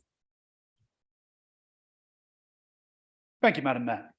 I would like to start by thanking Councillor Christie and the financial team for the work they have done. Given the cost of living emergency we have found ourselves in, the economic mismanagement brought on by the kamikaze budget, it is a testament to Councillor Christie that we have managed to present a balanced budget, not only for one, but for the next 2 years, a budget that continues to protect and prioritise the most vulnerable in our borough. As someone who is very much still trying to shake off his Christmas weight, I was especially pleased to see provision in the budget to improve access to sport and physical activity, including more funds for the maintenance of our sports grounds. This will go a long way to truly making Merton the borough of sport. Now, I have had the privilege to have met His Royal Highness the Earl of Wessex before, and during our brief discussion, he shared some of the incredible stories to have come out of the Duke of Edinburgh Award scheme that he now chairs. I was heartened to hear that access to this scheme will continue to be provided to our borough's children, which I hope will allay the fears that some opposition members may have had. In order to have credibility, in order to be taken seriously, the public must be able to trust you with their finances. The people of our borough have continually put that trust in Merton Labour, and we have not let them down. Any party seeking to gain such credibility cannot make unfunded promises, play political games, or stoke populist anger concerning Merton's finances. As there were no changes to the budget proposed at scrutiny level, I can only assume that all parties will come together and, like myself, vote for the budget this evening. Thank you very much. Councillor X, please. Thank you, Madam Mayor. Like Councillor Gould and Councillor McCabe, I have known dementia amongst my friends and my family, and I know how cruel it is and how absolutely essential support is for the carers who keep their loved ones safe and at home. And Merton is very short on places for elderly dementia sufferers to spend the day. Only Eastways allows carers to spend a whole day alone or doing other things. The Alzheimer's Dementia Hub in Mitcham is not the answer. It's 3.5 miles away. It's not set up for this, and it's unfamiliar to the people who go to Eastways, which has been there forever, and who will be bewildered and frightened by the change. So you have to ask yourself, do we really have to do this? Is it really the best thing for our residents? And the answer is we don't. This is an unprecedented situation. This is game, set, and match. Black holes filled, underspends, debts reduced, and tucked away at page 91, a huge, and I mean huge, leap in capital receipts. The administration is debating whether to pay down historic debt or invest in legacy projects. So Eastways could be kept open. No one who has read the detail could conclude otherwise. Closing Eastways is a choice, and it's not a choice that benefits the people who need it. For at most 180,000, or much less, allowing for alternative provision and transport and residential care if it's needed, is it worth the damage and distress closing Eastways will cause? If you're not comfortable with this decision, or if you're worried about the effect on carers and our most vulnerable residents, please support Amendment 1AB. Thank you. Councillor Macaulay. Thank you, Madam Mayor. I'm proud of this budget. I'm proud of our high streets and our shopping parades. Our town centers are the heartbeat of our local communities, where people come to shop, socialize, and carry out so many aspects of their day-to-day lives. Many people like coffee bars like Starbucks, Cafe Nero, and it is quite clear that the more attractive and successful the place is, the more likely that other shops and businesses will want to open and be attracted to the area. During the pandemic, we came to the rescue with small businesses, grants, whilst Matt Hancock had 2 hands full. Following the pandemic, my colleague, Councillor Skinga, moved fast to introduce the modern local app. Many businesses are now on this helpful app. Businesses and shops are offering discounts to our residents so that they can shop locally. The administration has already funded shopping parade improvements in Hayden's Road, Pollard's Hill, and Bramwood Parade in Mitcham. They all look great and fantastic. It is fantastic news to hear that the budget will invest another 1.5 million to improve town centers and parades across the borough, making them attractive places to shop and spend time with our loved ones. Because these attractive places are so successful, it will help to attract businesses in the area in bringing many people together. We are also working on a plan for regeneration of Modern Town Centre, a key location, and the start of the Northern Line. Finally, Madam Mayor, let's not forget our lively, busy, and thriving industrial estates, where we have business improvement districts in Willow Lane, South Wimbledon, plus of course, Third Bid, Love Wimbledon, and Town Centre. I support the budget. Thank you. Councillor Wilson, please. Thank you, Madam Mayor. A key part of our First Amendment seeks to ensure that some of the hardest working, lowest paid members of our community who look after the most vulnerable, our care workers, are paid a decent wage. My fellow Lib Dems sitting in this chamber for a second term can be proud of their record to secure a commitment by the council to pay the London Living Wage to the staff of its contractors, many of whom are care workers. It began in 2017 with a motion proposed by one of the most hardworking former councillors, Mary Jane Jeans, which was voted down by Labour, followed by further amendments and motions that were blocked. In 2021, the administration finally saw sense and earmarked money in the budget for contracts to be re-let at the London Living Wage. Putting a plan in place for paying care workers a decent wage was an important achievement in its own right, but also important if the council wanted to become an accredited London Living Wage employer, something we were pleased to see it commit to following our amendment last summer. Care workers are already paying the price of skyrocketing inflation. This autumn, the council will, at last, pay its care workers who deliver at-home care the London Living Wage. But there are more than 1,000 others working in care homes in Merton who won't benefit from the new contract. Our amendment seeks to increase the cost of living fund to support residents who work as care workers wherever they work. Care workers are some of the lowest paid in our community, but some of the hardest working, looking after the most vulnerable. Let's show we're a council who cares by paying them a decent wage. Another way we can show we care is by removing the unfair charge for blue badges and opening our libraries that are currently closed on Wednesdays. The need for a warm space to learn, to connect with other new parents doesn't stop in the middle of the week. Let's fix those repeated budget underspends, pay our care workers a decent wage, stop charging for blue badges, open our libraries all week, and really show we care.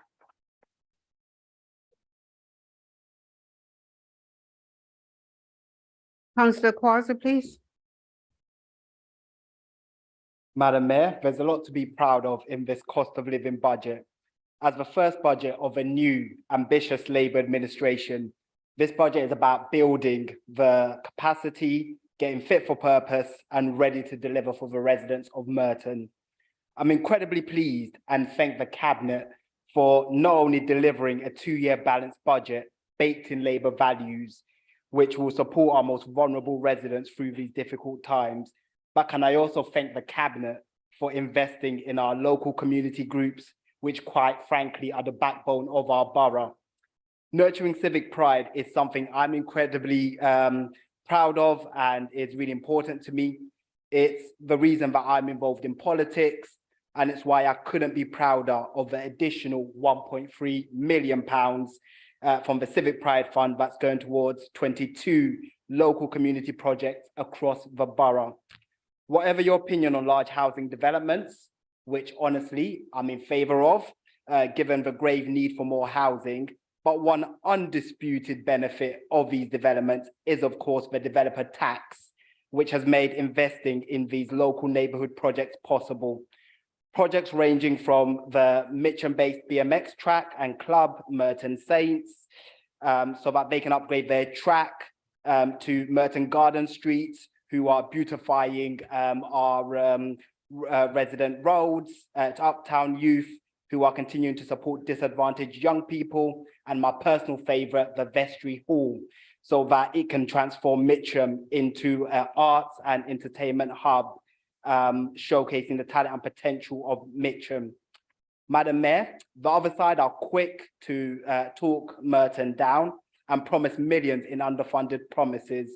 But what we have here is a sensible, compassionate, and hopeful Labour budget, one which invests in our community and proves once more that we don't just talk the talk on nurturing civic pride, but we walk the walk too. Thank you very much. Can I get Councillor Foley, please? Thank you, Madam Mayor. As I've already said this evening, I think the budget is very good. I do like the amendments. Councillor Hicks raised very good points about dementia.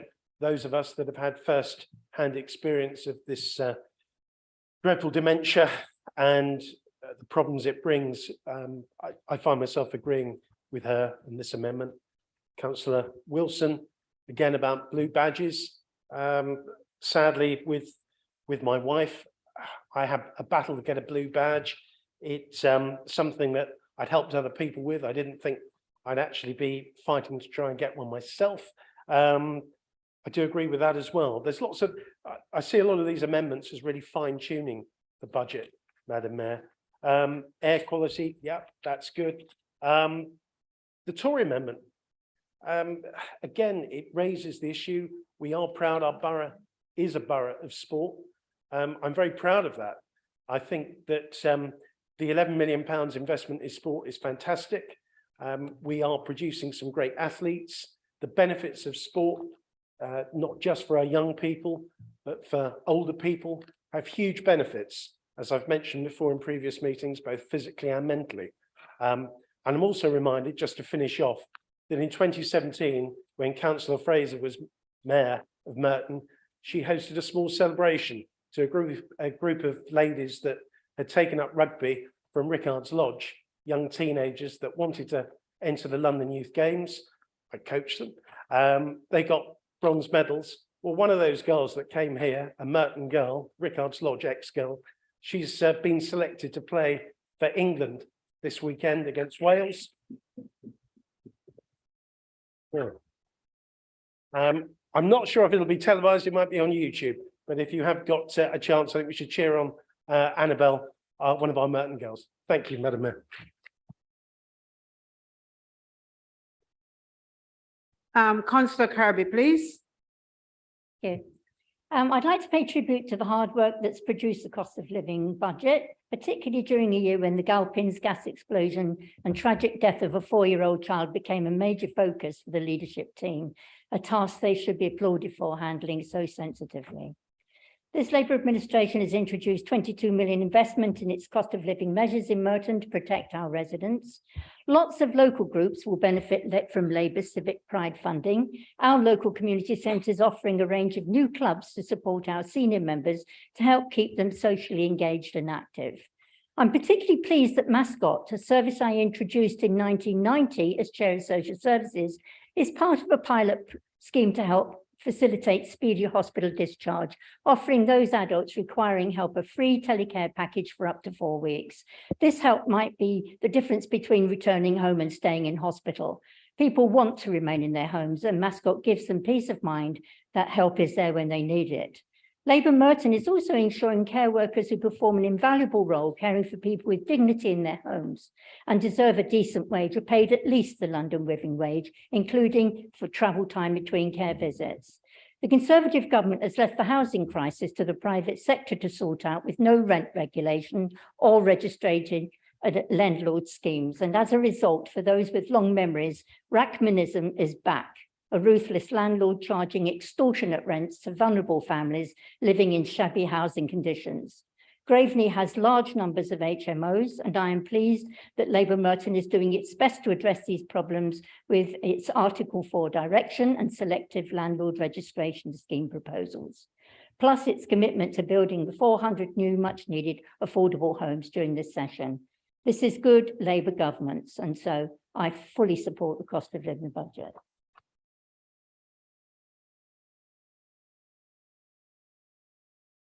Councillor Holden, please. You have 3 minutes. Thank you, Madam Mayor. Another year and yet another anti-motorist item from this Labour administration. The Labour group seem to like using motorists as a cash cow, and they have a long history of this stretching back many years. Whether it was the rollout of the confusing bus lanes in 2010 and 11, or the hike in the car parking charges in 2015, which with a focus on Wimbledon, because for whatever reason they seem to like hitting Wimbledon, the rollout of ANPR cameras, the diesel tax, again hitting Wimbledon, the massive hike in parking permit prices in 2020, again with an emphasis on Wimbledon, and school streets in 2021.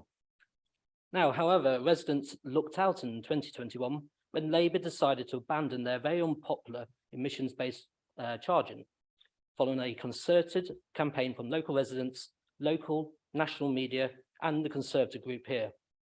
I stood in this place 3 years ago warning about that your greed for motorists' hard-earned cash would end up killing the golden goose, which is of course what happened. Parking income dropped dramatically in 2020, 2021 and 2022, as residents have cottoned on and sought to minimise their exposure. But Labour, being ever sneaky, used school streets to make up the cash, as many residents learned when they drove through the Cambridge Road School Street in Rains Park.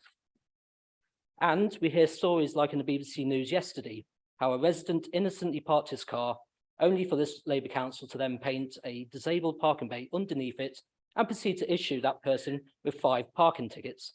That's scandalous, shocking behaviour. Unclear signage and changing parking bays underneath people, classic entrapment. So that brings us to 2023 and this budget.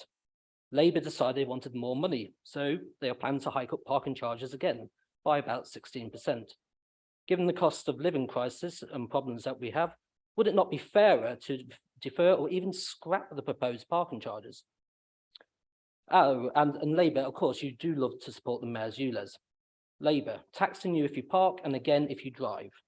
Taxing motorists until they give up their freedom. Labour like delivering on hitting motorists in the pocket, but they do not deliver on improving cycle routes, partly because there's no way to make money out of it. Our amendment proposes funding for improving underused cycle routes so that they become fit for purpose and thus used more by the public.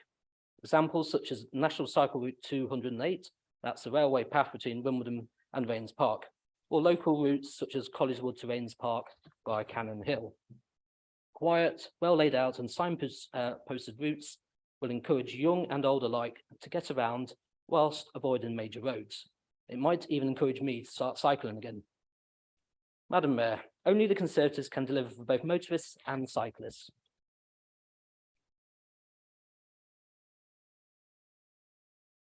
Councillor Monday, 2 minutes, please.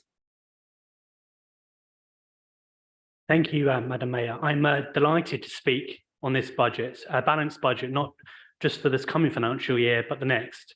And add my thanks to Cabinet members, officers, members who took part in scrutiny, residents for their representations. Thank you very much. A clear theme running through the heart of this budget is engaging, listening and acting on the needs, hopes and dreams of our 215,000 residents.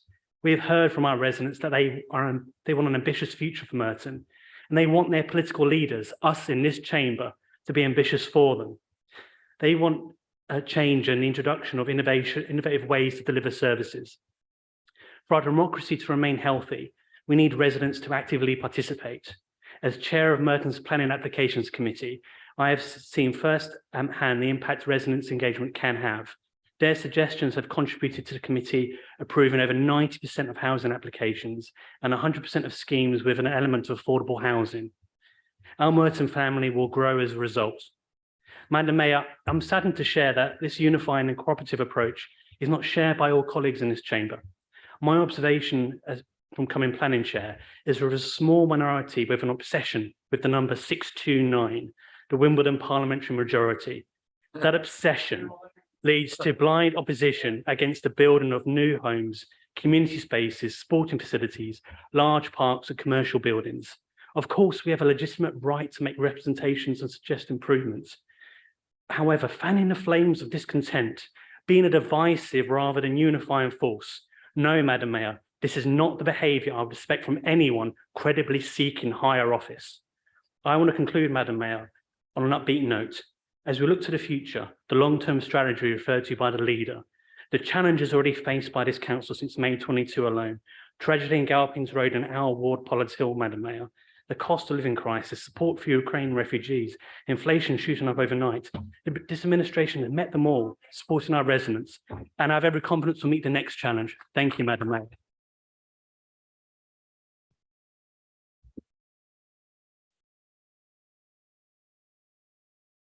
Thank you. Councillor Rice, please. Thank you. I'm going to be covering the second Lib Dem amendment, which looks at air quality, cycling and the diesel levy. And I'm going to be talking about air quality. And I'm going to start by saying thanks, because you listened to something I said at the last council meeting that I spoke to on this. And I put in a request to add another air quality focus area to cover the Gap Road and Plough Lane area where the residents have spotted 600 HGVs ploughing their way down Plough Lane to the Weir Road waste processing sites. So thank you for putting that in. I think that's good, but we still got a long way to go. Boy, have we got a long way to go. And the government's estimating 28 to 36,000 deaths a year from poor air quality, from air pollution, with 9,400 in London. So, and other boroughs are doing it better than we are. They've got better figures. They've got their numbers down. We can do it if we just think about what are the schemes we need to put into place to look at it. So I suggest you look at Tower Hamlets, what they're doing. One of the things they're doing is that they're giving money to residents associations so that bottom-up ideas are coming to raise awareness, reduce exposure, reduce emissions. So we've got to take this seriously. And I think it was a great shame that Councillor Alan Brittis, even with all that 10 years experience as leader, you didn't understand basic accounting processes. Such a shame. You could have taken money from a pot, yeah, and applied it to measuring the effects of the of closing down the school street, so to demonstrate to people that this might have been a good thing to do, but you didn't do it. Shame.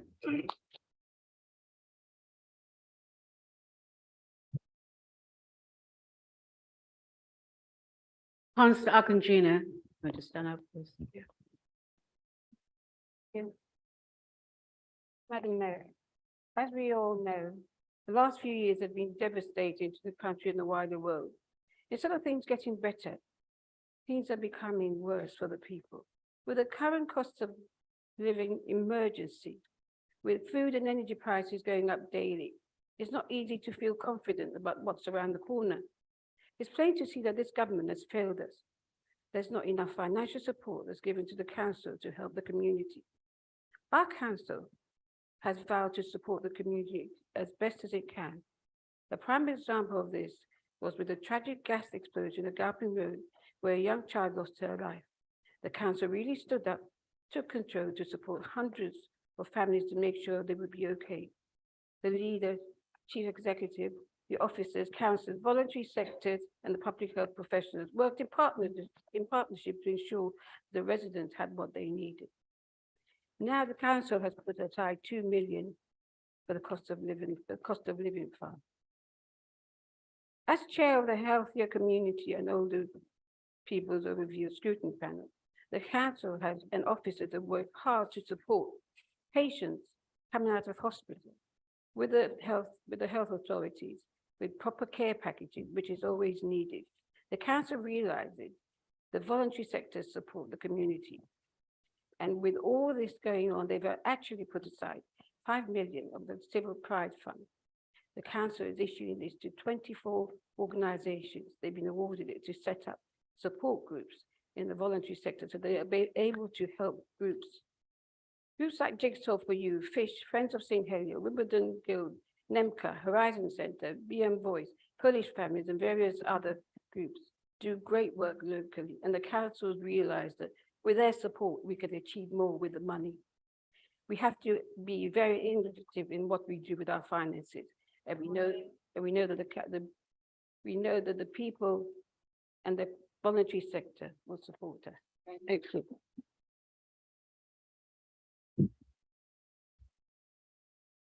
Councillor Braithwaite, please.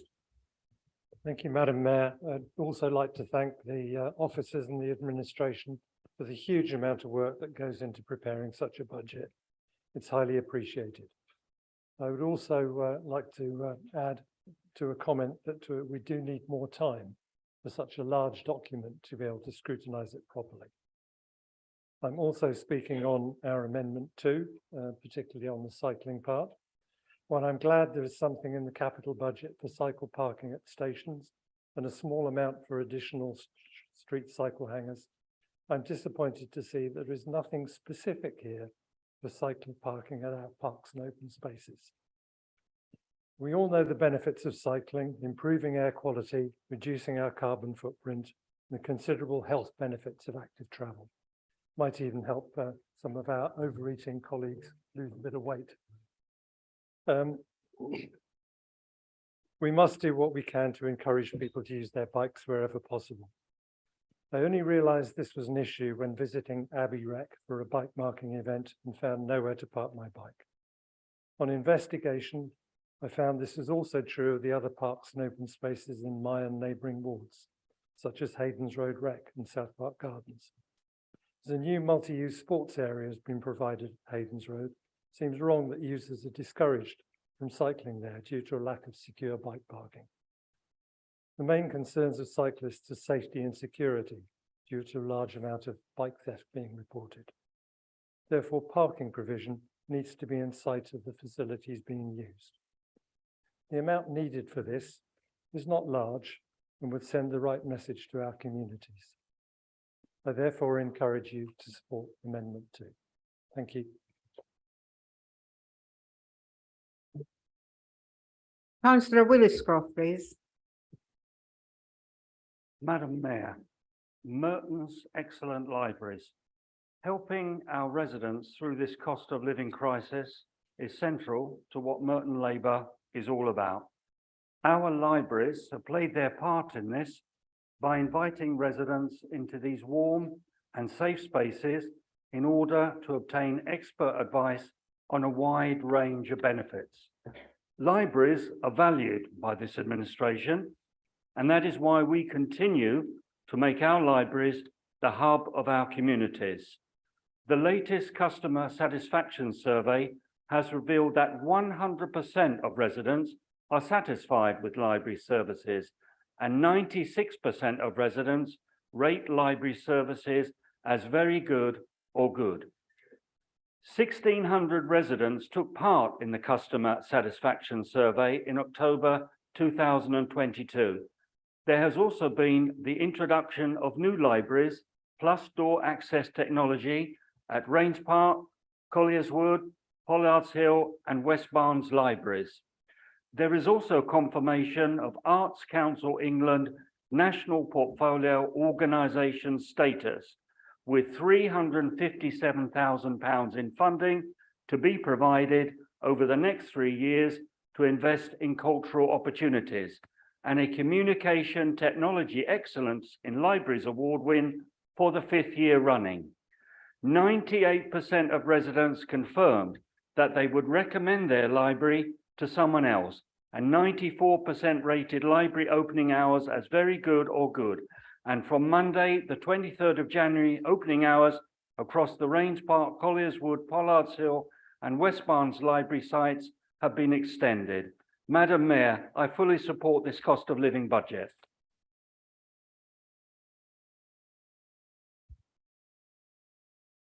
Councillor Willis, please. Thank you, Madam Mayor.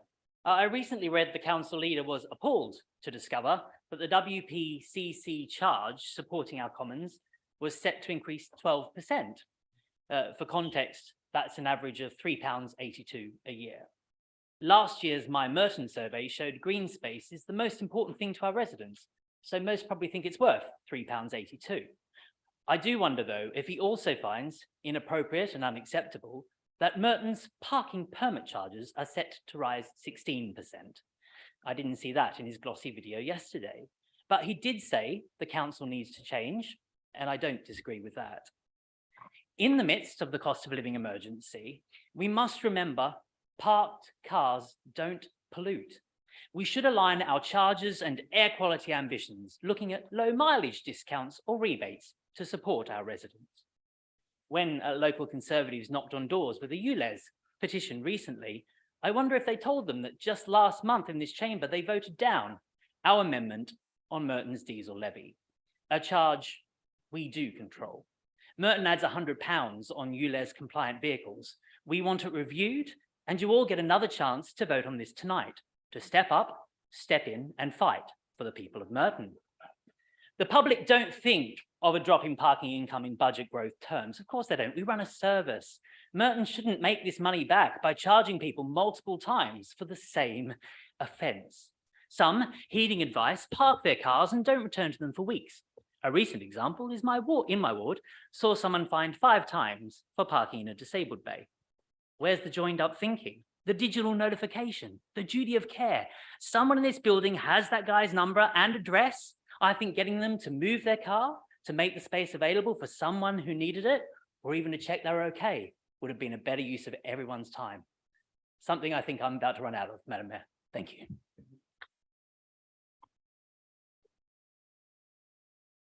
Councillor Hattawa, please. Thank you, Madam Mayor. I've been a councillor for 13 years. We began in 2010, forced by the Liberal Conservative coalition government of the day to find £70 million of savings. This was a rude awakening to budget setting for those of us who were new. Where were we going to find these savings and how were we going to deliver them? But find them we did. I'm pleased that under the business-like leadership of Stephen Allen Brittas, Mark Betteridge and Mark Allison, we found a way. With their disciplined and sound management of finances, we delivered Labour's priorities of protecting the vulnerable. During their tenure, we froze council tax for 6 of those years and are continuing with their decision to give council tax support for those who need it, built a new library, a new leisure centre, and brought AFC back to the borough. Madam Mayor, what I have learned over time is that it is crucial that we are disciplined when handling our finances, so that when we deliver what our residents want, so that we can deliver what our residents want. To those who say this council is risk averse, I say, as the Merton Pension Fund Committee Chair, that our cautious approach to investing in green and social responsible projects, taking a long-term view, is the only way. We have been vindicated given the turbulence in the markets because of Brexit, the Ukraine war, and more recently, the disastrous Truss quartering mini budget. Madam Mayor, today I am proud that we continue to deliver on Labour's social values led by our dynamic duo, and I don't mean Blair and Brown, but Garrett and Christie. With their energy, drive, imagination, innovation, ambition, and oh yes, not forgetting sound financial management, we are able today to deliver this balanced cost of living budget. This budget will enable us to bring about change in the delivery of our services to our residents. The council is strong on bringing pride to the area, with our residents at the heart of our every decision. Labour, I say, is now the only party of sound financial management. Time. Thank you all, thank you. Sometimes the last bit is a nice bit. Okay. Councillor Flack, please. Thank you, Madam Mayor. The cost of living crisis is affecting everybody in Merton, from Rains Park to Graveney. Everybody is looking at bills even more closely to make sure ends meet each month. Many people across Merton would never have considered themselves even close to the poverty line. As this crisis worsens, they are counting each penny every month. Those that don't qualify for any support from the council, finding themselves in the heartbreaking position of choosing between eating and heating. In our amendments, we're simply asking the council to support more of those that are struggling in this crisis. We are calling for a further 1% rebate in council tax for those that live in bands A and B properties.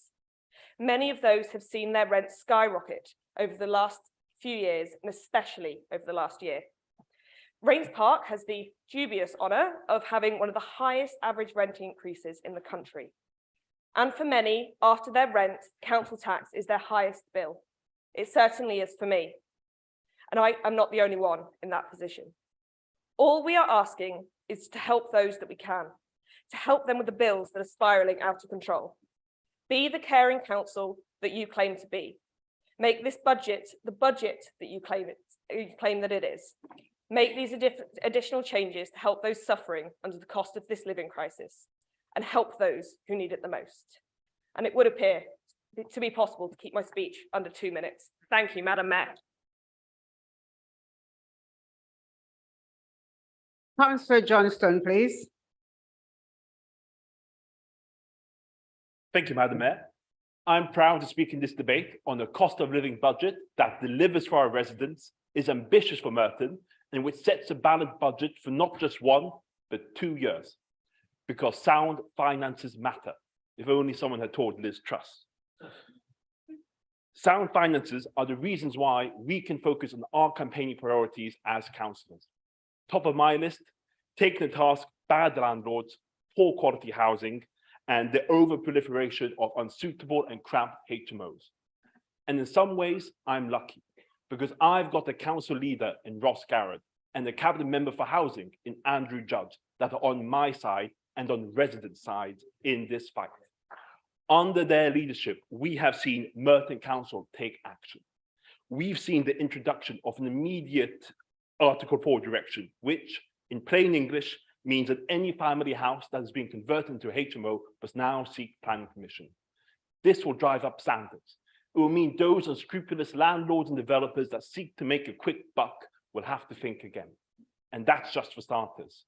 Where I grew up and where I represent Figs Marsh, we have a particular problem with private sector housing and bad landlords. If only there was some kind of scheme the council could introduce that can ensure minimum standards and hold poor landlords to account. Well, that is exactly what this council is doing. It is introducing a selective licensing scheme in 4 wards, including Figs Marsh, for all private sector properties. And in the east of the borough, we now have proposals that will see licensing extended to all HMOs. Again, driving up standards and protecting residents. Because this is what a Labour-run council does and what this budget achieves. It delivers for residents, delivers on our promises, and delivers for Merton.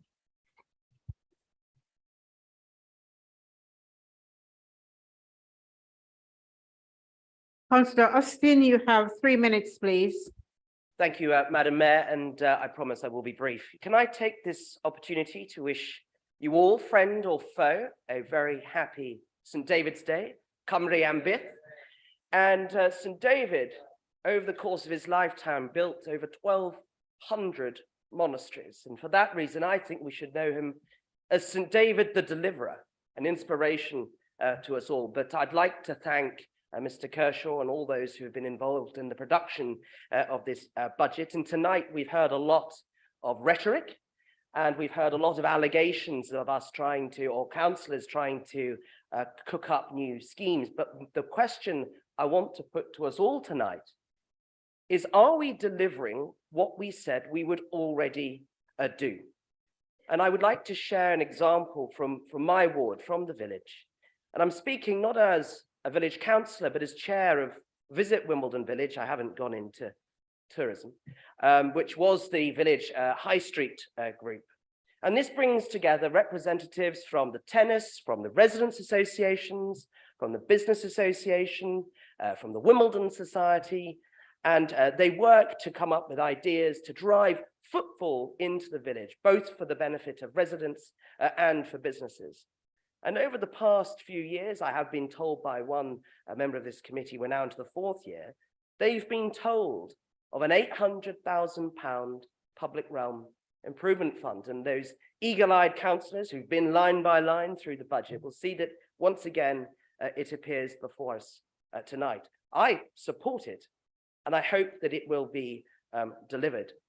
And since I've been elected as a councillor, I've tried to engage with the council leaders to invite them to the village, an invitation I extend again tonight, to work constructively with this group to ensure that this money is appropriately spent.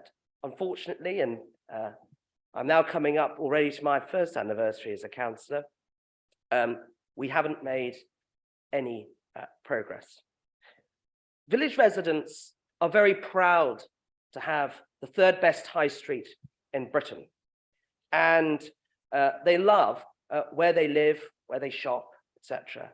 And contrary to some of the comments that my residents have heard from members of the administration referring to the village as a cash cow, I hope that we can work together to deliver this fund this year. The devil is in the detail, the devil is in the delivery, and Councillor Garrod, as you begin the refurbishment of the Labour offices, I hope perhaps you will spend a little bit of that money on an appropriate portrait of St. David. Thank you.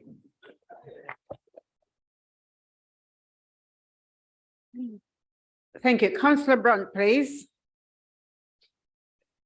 Thank you, Madam Mayor. It's 25 years ago, almost to the day, since it was my honour and privilege to stand where the leader stood earlier, to present my first budget as leader of the council. After the financial mismanagement of the early 1990s, the Tories had lost, as we know, in a landslide election to Labour in 1997.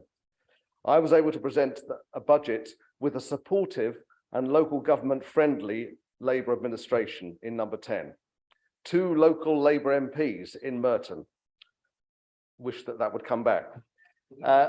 I'd been able to meet with the local government minister, Hilary Armstrong, to successfully lobby for a better deal for Merton. Inflation was running at 1.66% per annum. A generation later, and what do we have? What do we find now? Inflation over 10%. A Conservative Party in power and completely unfriendly to local government. They have made unfunded promises and left councils to manage the fallout from that. I'm proud to be part of a council that is ambitiously putting forward a cost of living budget, a budget that recognises that residents have been hit hard by austerity measures designed and implemented by the Lib Dems and the Tories, and continued for the last over the last 8 years by 5 consecutive Conservative prime ministers. The 1% cost of living discount for the majority of our residents is innovative and has been recognised, as we heard earlier, by other councils. When mortgages and commercial rents are rising, putting pressure on everyone, it means that Merton residents will continue to pay less than their neighbouring residents in neighbouring boroughs such as Sutton, Kingston and Richmond, as we've heard, all Liberal Democrat controlled. I commend this budget to the council and thank the leader and Councillor Christie for their work and for the work of officers and the cabinet members in delivering a balanced budget, not just for this year, but for the next 2 years. Something we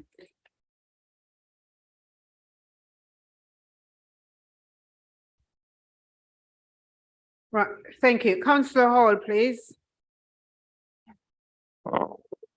Thank you, Madam Mayor, and I'd like to add my thanks to the officers for the budget.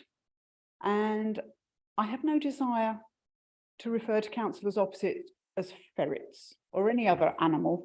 I'm planning to conform to our code of conduct, and I'm not going to be throwing any insults. In fact, I applaud the administration's commitment to help the needy and disadvantaged in the borough, especially during the current cost of living crisis.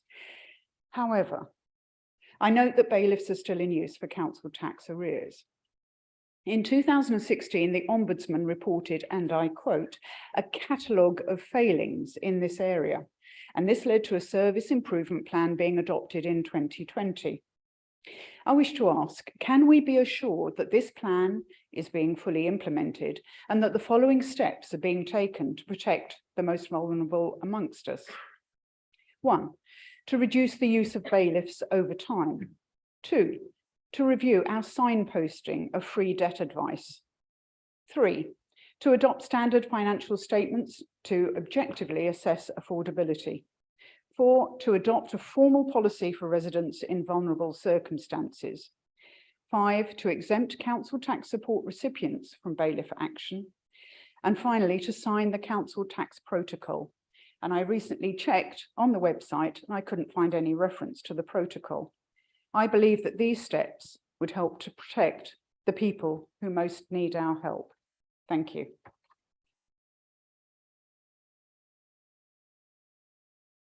Thank you. Councillor Dillamore, please. Thank you, Madam Mayor. Tonight, I'm proud to be part of a Labour administration that puts people front and centre. Be in no doubt that this is a budget tonight that puts residents first. Putting residents first by tackling the Conservative cost of living crisis with targeted interventions for those who need us the most. Putting money in people's pockets, lifting people out of tax poverty, expanding free school meals, expanding food banks, and cracking down on rogue landlords. And yes, building more affordable, low-carbon homes on council land. And this is a budget that invests in the facilities and the places that help our residents stay healthy and stay safe. Just look at the extra funding for adult social care and the extra funding for more resources to the teams that improve fire safety and building safety for residents. And doing all of this while balancing the budget during a Conservative cost of living crisis, when less and less is coming from central government, and our underfunded, overstretched public services, as our colleague has so powerfully outlined this evening, are leaving gaps that we have to step in and fill. And above all, this is a budget rooted in Labour values including fiscal responsibility. Madam Mayor, I'm proud to support it.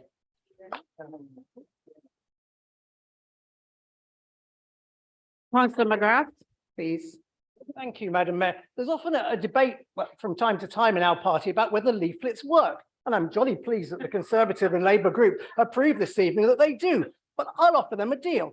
If they stop spending £5,000 on a tea point in an office a few yards from a kitchen, if they stop buying chairs at £690 each, we'll stop putting them on our leaflets. And they're probably right.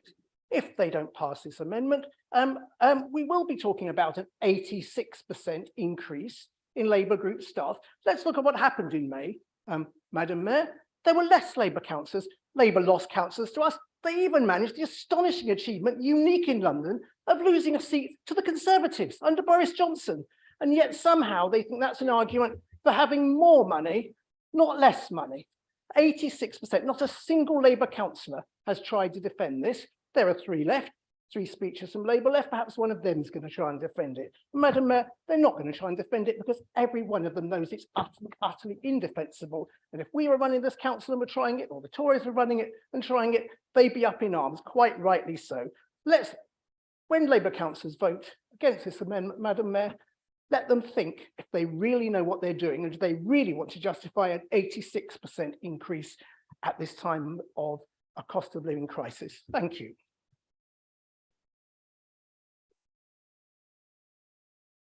Councillor Nevison, please. Oh, thank you. Like many people in this room, this has been my first time going through a budget scrutiny process. I'm sure I can speak for most when I say it's been, for most parts, an enlightening, if sometimes intimidating process. One of the biggest things I've taken away has been the sheer number of headwinds that the council is facing. Some of them are new, whether Liz Truss's attempts to add numbers together or the terrible war in Ukraine. But some of them go back much further than that. Chief of these is the changes we've seen since 2010, as Merton's council's budget has been stripped back year after year by Liberal Democrat and Conservative governments. It's why I find it bizarre to sit here in a meeting like this and hear protestations from some in this chamber that this council should support this or spend that when they supported the very people who delivered the financial straitjackets that we find ourselves in now. If you want to see fully funded, excellent council services, I have one piece of advice for you: vote Labour. But despite these challenges, I'm proud of this budget and the work that Councillor Garrod, Christie, and the rest of the Cabinet, as well as officers like Roger Kershaw, have done in putting this balanced cost of living budget together. Consider the work we're doing to build a sustainable future. $500,000 going towards cycling infrastructure across the borough. Hundreds of electric vehicle charging points are sprouting up on our pavements and roads, and we have more school streets than any other borough in London, and more funding is to come for them. As I said, being a first-time councillor during this budget process has been enlightening, and it has sometimes been intimidating. But it's made me proud to be part of a Labour Party that has and always will stand up for residents in Merton.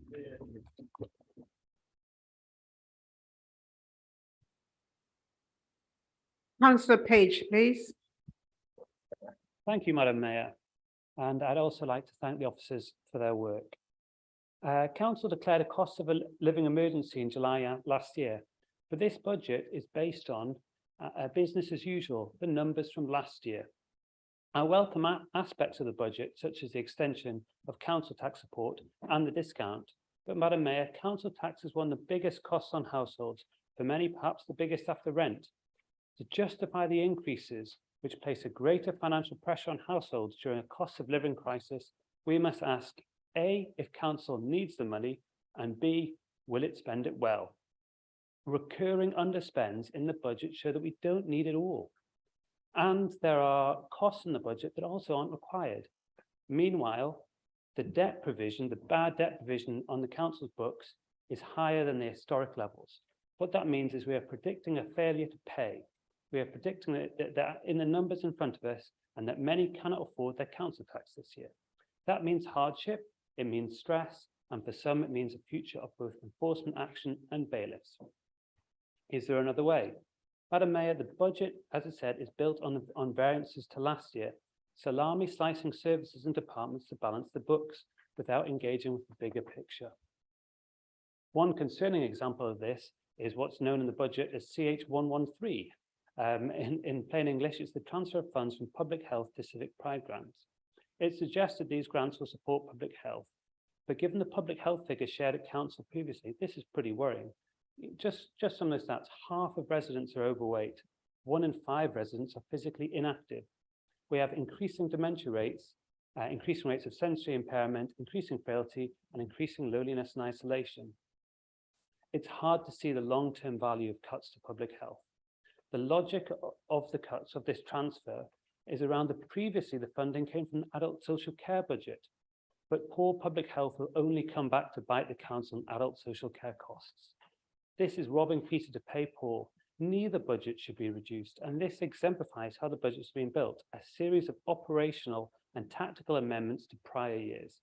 It lacks a strategic look at what the council should be doing in light of the cost of living crisis.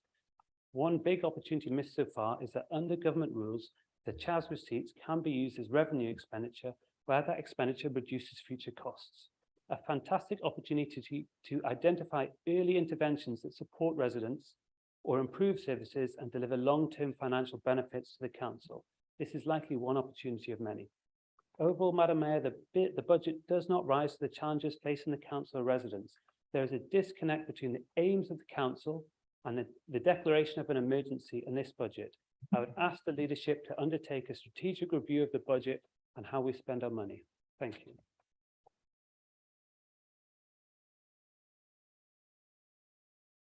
Councillor Welton, please. Thank you, Madam Mayor. This year marks the 25th anniversary when I first dipped my toes into the world of politics, when I first stood to be a Labour councillor, not here in Merton, but in Lib Dem Sutton, where I grew up and cut my political teeth. Sadly, I was unsuccessful in that endeavour. But what it taught me, even as a young person, was the political opportunism and lack of principle in the Liberal Democrats, swaying with the wind and jumping on any passing bandwagon that they think may boost their party. Their politicians saying different things to different audiences if they think it will get them a vote. My experience back then reminds me of what I see tonight with their grandstanding and posturing, alongside their fake crocodile tears with his equally fake emotion.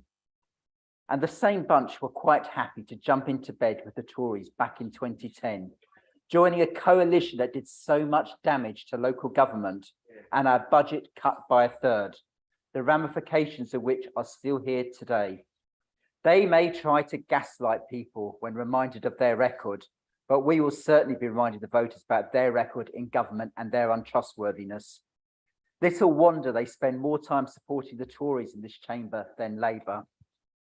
When it comes to their amendments, they complain about scrutiny, but most of them couldn't be bothered to put them forward. Instead of producing their own latest back of the envelope proposals based on overspends to garner a few tweets, the lack of seriousness is telling. Whilst we get on with delivering for residents and being on their side, they spend their time indulging in the politics of the playground. I am proud of the achievements of the Labour administration over the past 13 years, and it's through our prudent finances we have balanced the budget.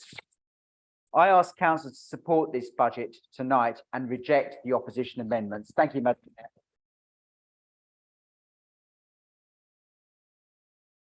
Thank you. Councillor Kohler, please.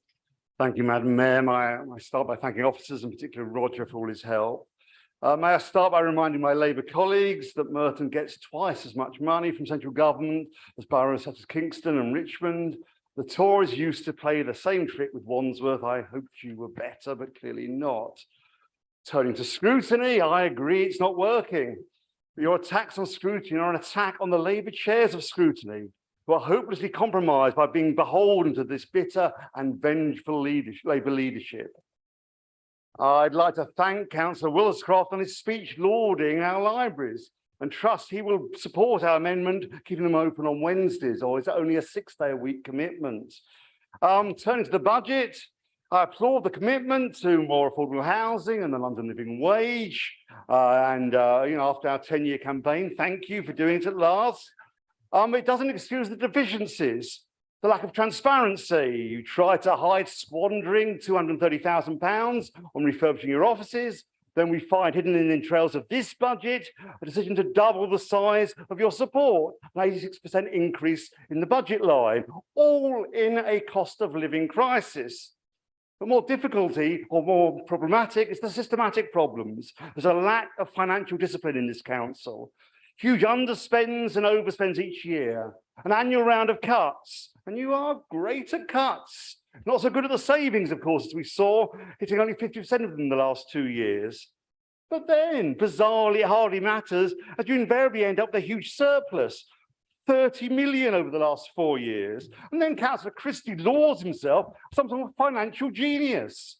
And so it continues, cuts, failure to realise savings, surplus, self-congratulation. Councillor Christie, do you think the users of Eastways will applaud you next year if you close the facility, fail to make the saving, and then make a surplus? Residents want services, not surpluses. Budgets are a tool to help managers manage their resources. Overspends and underspends make that a mockery of it. No one on that side of the chamber seems to understand how budgets work. We saw that with the socially challenged Councillor Alan Bretus, who rudely and arrogantly told Councillor Fleck, you can't move monies between budget lines. That's exactly what they did through your 10 years. What were you doing, sleeping or just looking forward to your name on the wall one day? It's pathetic. So our amendments made a start to bring in some discipline. We're utilising not overspend. I know it's a hard point, Councillor Welton. We're utilising underspend. There's a big difference. We're using underspends to actually do something to the cost of living crisis and the climate emergency. Thank you.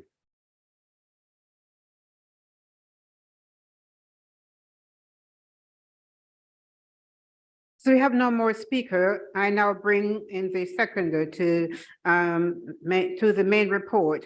Councillor Christie, please. You have 4 minutes. Thank you, Madam Mayor. And can I start by saying how grateful I am to Roger Kershaw and officers across the council for their hard work in putting this budget together with us. What an interesting debate it's been, Madam Mayor. I've enjoyed sitting here and listening to speeches from one half of the chamber, setting out the ambitious proposals that we have to invest in our priorities, nurturing civic pride, building a sustainable future, and creating a borough of sport. But Madam Mayor, it is with regret, if not surprise, that I say I could only enjoy half of the speeches tonight, because yet again, opposition parties in this chamber have continued their depressing tradition of talking down this borough.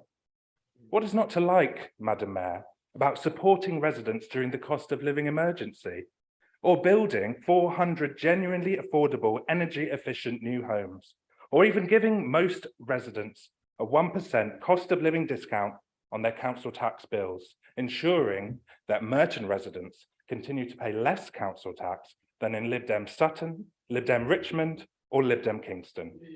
In fact, we know that the Lib Dems here do like our cost of living council tax discount because they tried to take credit for it.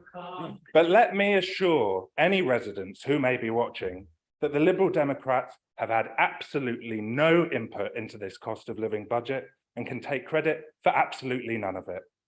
They had their opportunity to contribute to the budget at cross-party scrutiny meetings earlier this year, but they made no suggestions at those meetings. Indeed, one Lib Dem councillor turned up to one of the meetings and openly admitted they hadn't bothered reading the budget papers because they'd been on holiday.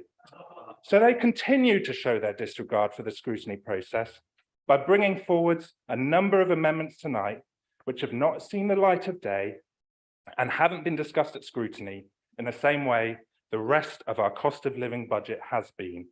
They simply try to score political points with their amendments, which, I might add, if anyone chooses to read them, all demonstrate a deeply worrying lack of understanding of how the council's budget works. But we will not play their games. They're not a serious opposition, and they're not a serious party.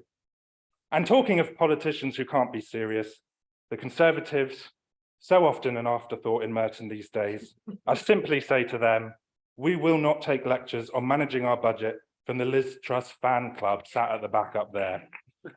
This Labour administration takes our responsibility to manage Merton's finances seriously. I'm proud to put forward this cost of living budget, which balances the council's budget for not just one, but the next 2 years.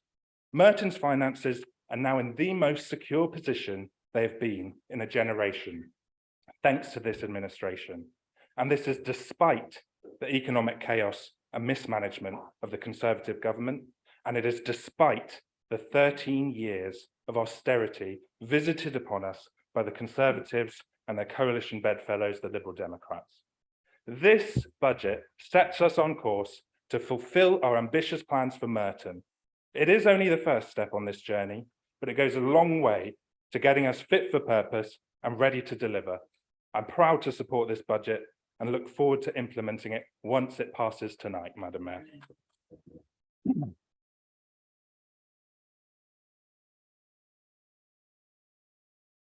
Councillor Grove, would you like to exercise your right to reply? Thank you, Madam Mayor. All I have to add is that we're ready to get to work for our residents. Thank you. Thank you all. And I just want to remind everyone, just take up from what Councillor Hall had said. This meeting has been, broadcast all over the world, and we have to ensure that we teach our young people, dignity, pride, and everything. So please do not, use name calling or use any word that is not appropriate.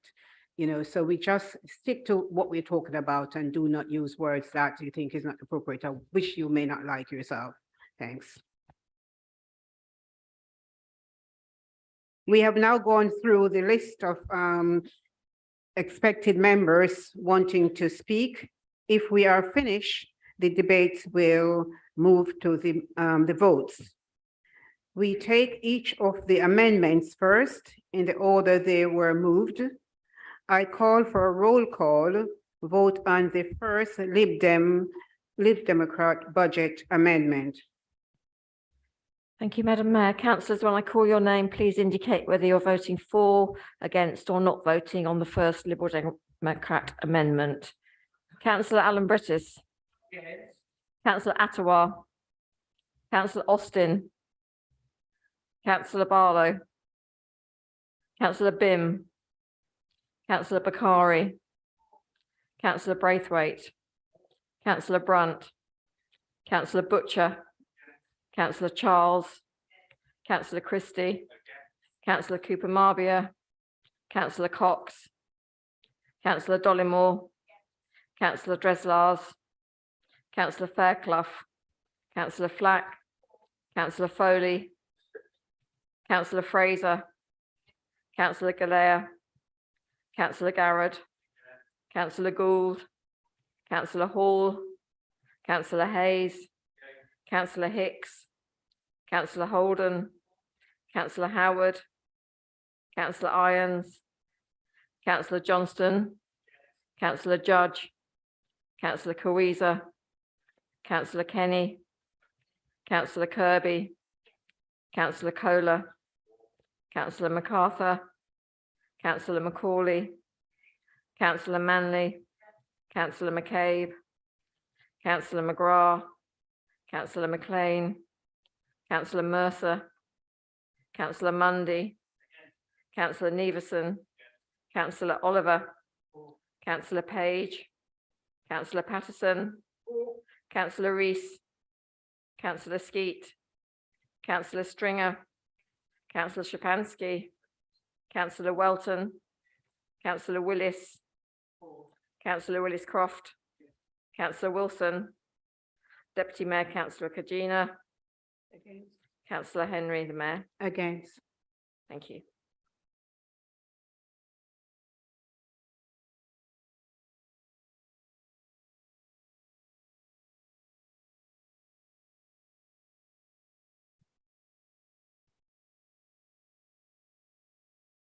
Okay, the result, 426 against 30, not voting 0. The amendment is lost.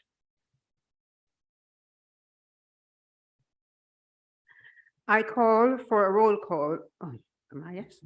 I call for a roll call on the second Liberal Democrat budget amendment. Councillor Alan Brittis. Councillor Ottawa, Councillor Austin, Councillor Barlow, Councillor Bim, Councillor Bakari, Councillor Braithwaite, Councillor Brunt, Councillor Butcher, Councillor Charles, Councillor Christie, Councillor Cooper Marbia, Councillor Cox, Councillor Dollymore, Councillor Dreslars, Councillor Fairclough, Councillor Flack, Councillor Foley, Councillor Fraser, Councillor Galea, Councillor Garrod, Councillor Gould, Councillor Hall, Councillor Hayes, Councillor Hicks, Councillor Holden, Councillor Howard, Councillor Irons, Councillor Johnston, Councillor Judge, Councillor Kawisa, Councillor Kenny, Councillor Kirby,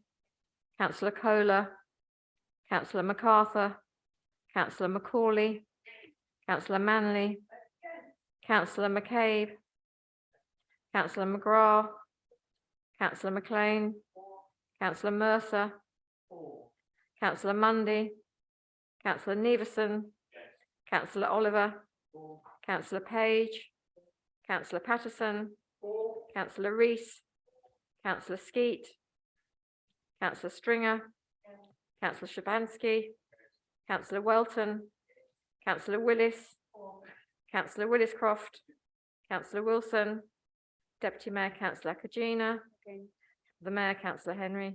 Against.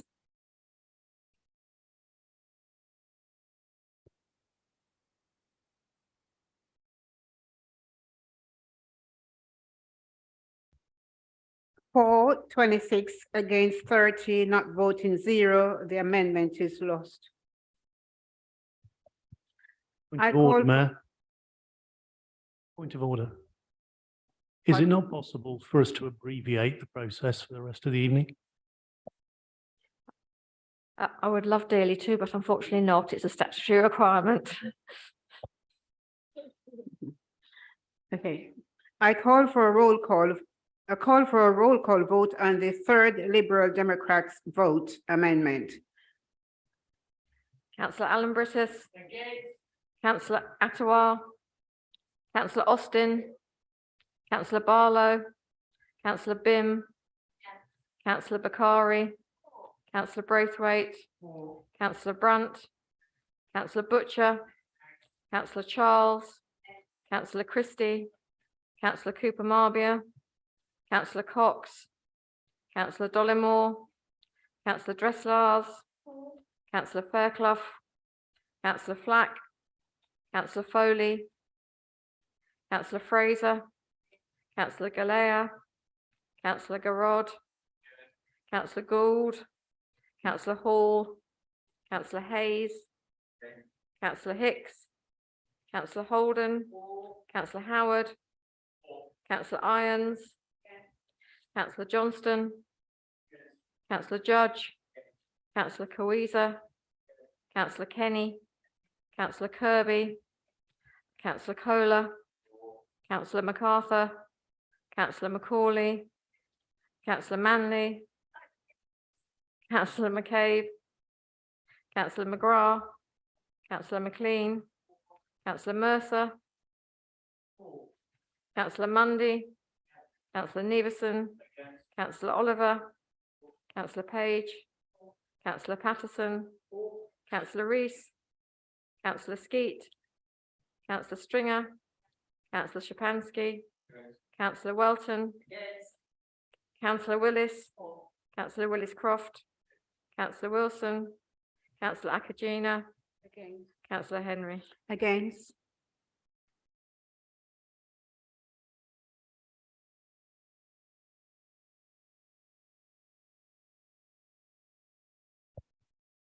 Results. For 26, against 30, not voting 0, the amendment is lost. I call a roll call vote on the fourth Liberal Democrat budget amendment. Councillor Alan Brittas. Councillor Attawar. Councillor Austin. Councillor Barlow. Councillor Bim. Councillor Bakari. Councillor Braithwaite. Councillor Brunt. Councillor Butcher. Councillor Charles. Councillor Christie. Councillor Cooper Marbia. Councillor Cox. Councillor Dollimore. Councillor Dresslars. Councillor Fairclough. Councillor Flack. Councillor Foley. Councillor Fraser. Councillor Galea. Councillor Garrod. Councillor Gould. Councillor Hall. Councillor Hayes. Councillor Hicks. Councillor Holden. Councillor Howard. Councillor Irons. Councillor Johnston. Councillor Judge. Councillor Kawisa. Councillor Kenny. Councillor Kirby. Councillor Kohler. Councillor MacArthur. Councillor Macaulay. Councillor Manley. Councillor McCabe. Councillor McGrath. Councillor McLean. Councillor Mercer. Councillor Mundy. Councillor Neveson. Councillor Oliver. Councillor Page. Councillor Patterson. Councillor Rees. Councillor Skeet. Councillor Stringer. Councillor Shapansky. Councillor Welton. Councillor Willis. Councillor Willis Croft. Councillor Wilson. Councillor Akagina. Councillor Henry. Against.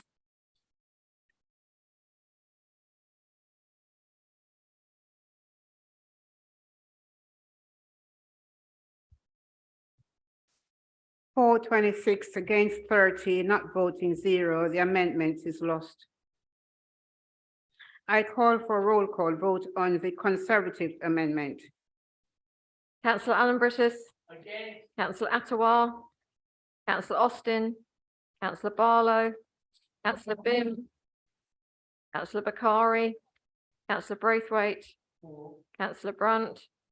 Councillor Butcher. Councillor Charles. Councillor Christie. Councillor Cooper Marbia. Councillor Cox. Councillor Dollimore. Councillor Dresslars.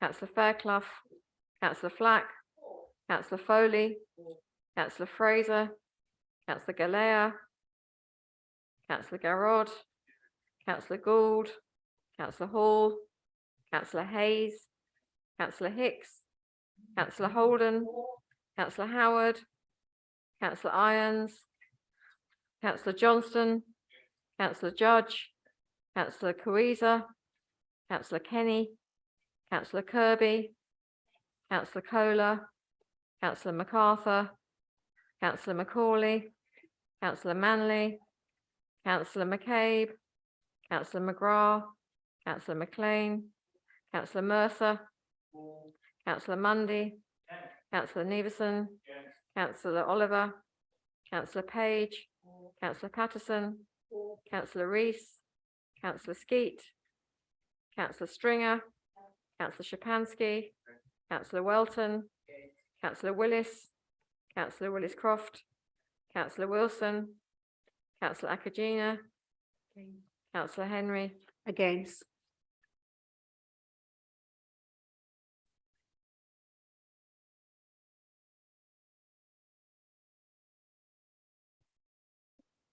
For 26, against 30, not voting, 0 lost. We will now turn our attention to a vote on the substantive budget report. I now call for a roll call vote to formally agree the main budget report. Councillor Allen Brittas, Councillor Attawar, Councillor Austin, Councillor Barlow, Councillor Bim, Councillor Bakari, Councillor Braithwaite, Councillor Brunt, Councillor Butcher, Councillor Charles, Councillor Christie, Councillor Cooper Marbier, Councillor Cox, Councillor Dollymore, Councillor Dresslars, Councillor Fairclough, Councillor Flack, Councillor Foley, Councillor Fraser, Councillor Galea, Councillor Garrod, Councillor Gould, Councillor Hall, Councillor Hayes, Councillor Hicks, Councillor Holden, Councillor Howard, Councillor Irons, Councillor Johnston, Councillor Judge, Councillor Kariza, Councillor Kenny, Councillor Kirby, Councillor Kohler, Councillor MacArthur, Councillor Macaulay,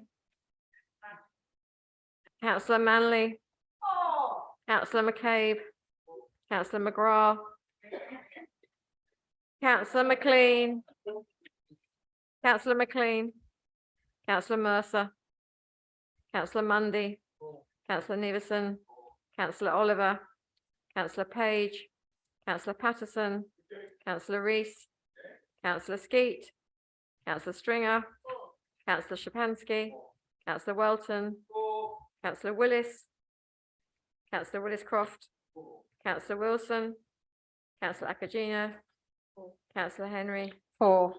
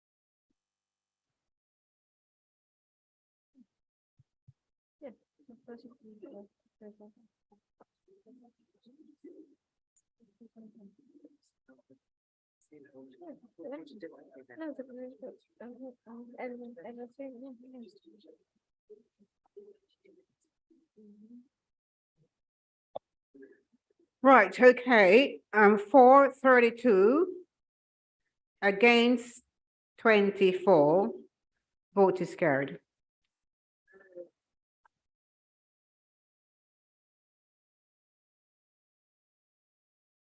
Thank you.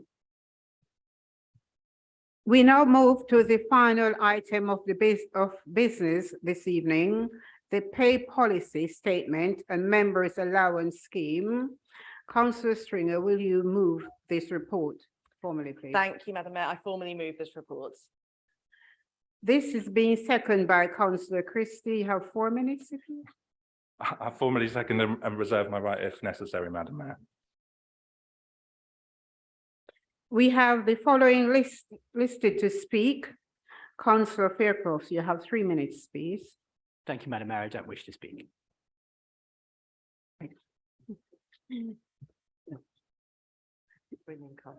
Right, Councillor Christie, would you like to? Okay. Is that report agreed? That is agreed. With no further business, I declare the meeting closed. And thank you all, and thank you for being well behaved. Thank you. I'll say a good prayer for all of you tonight.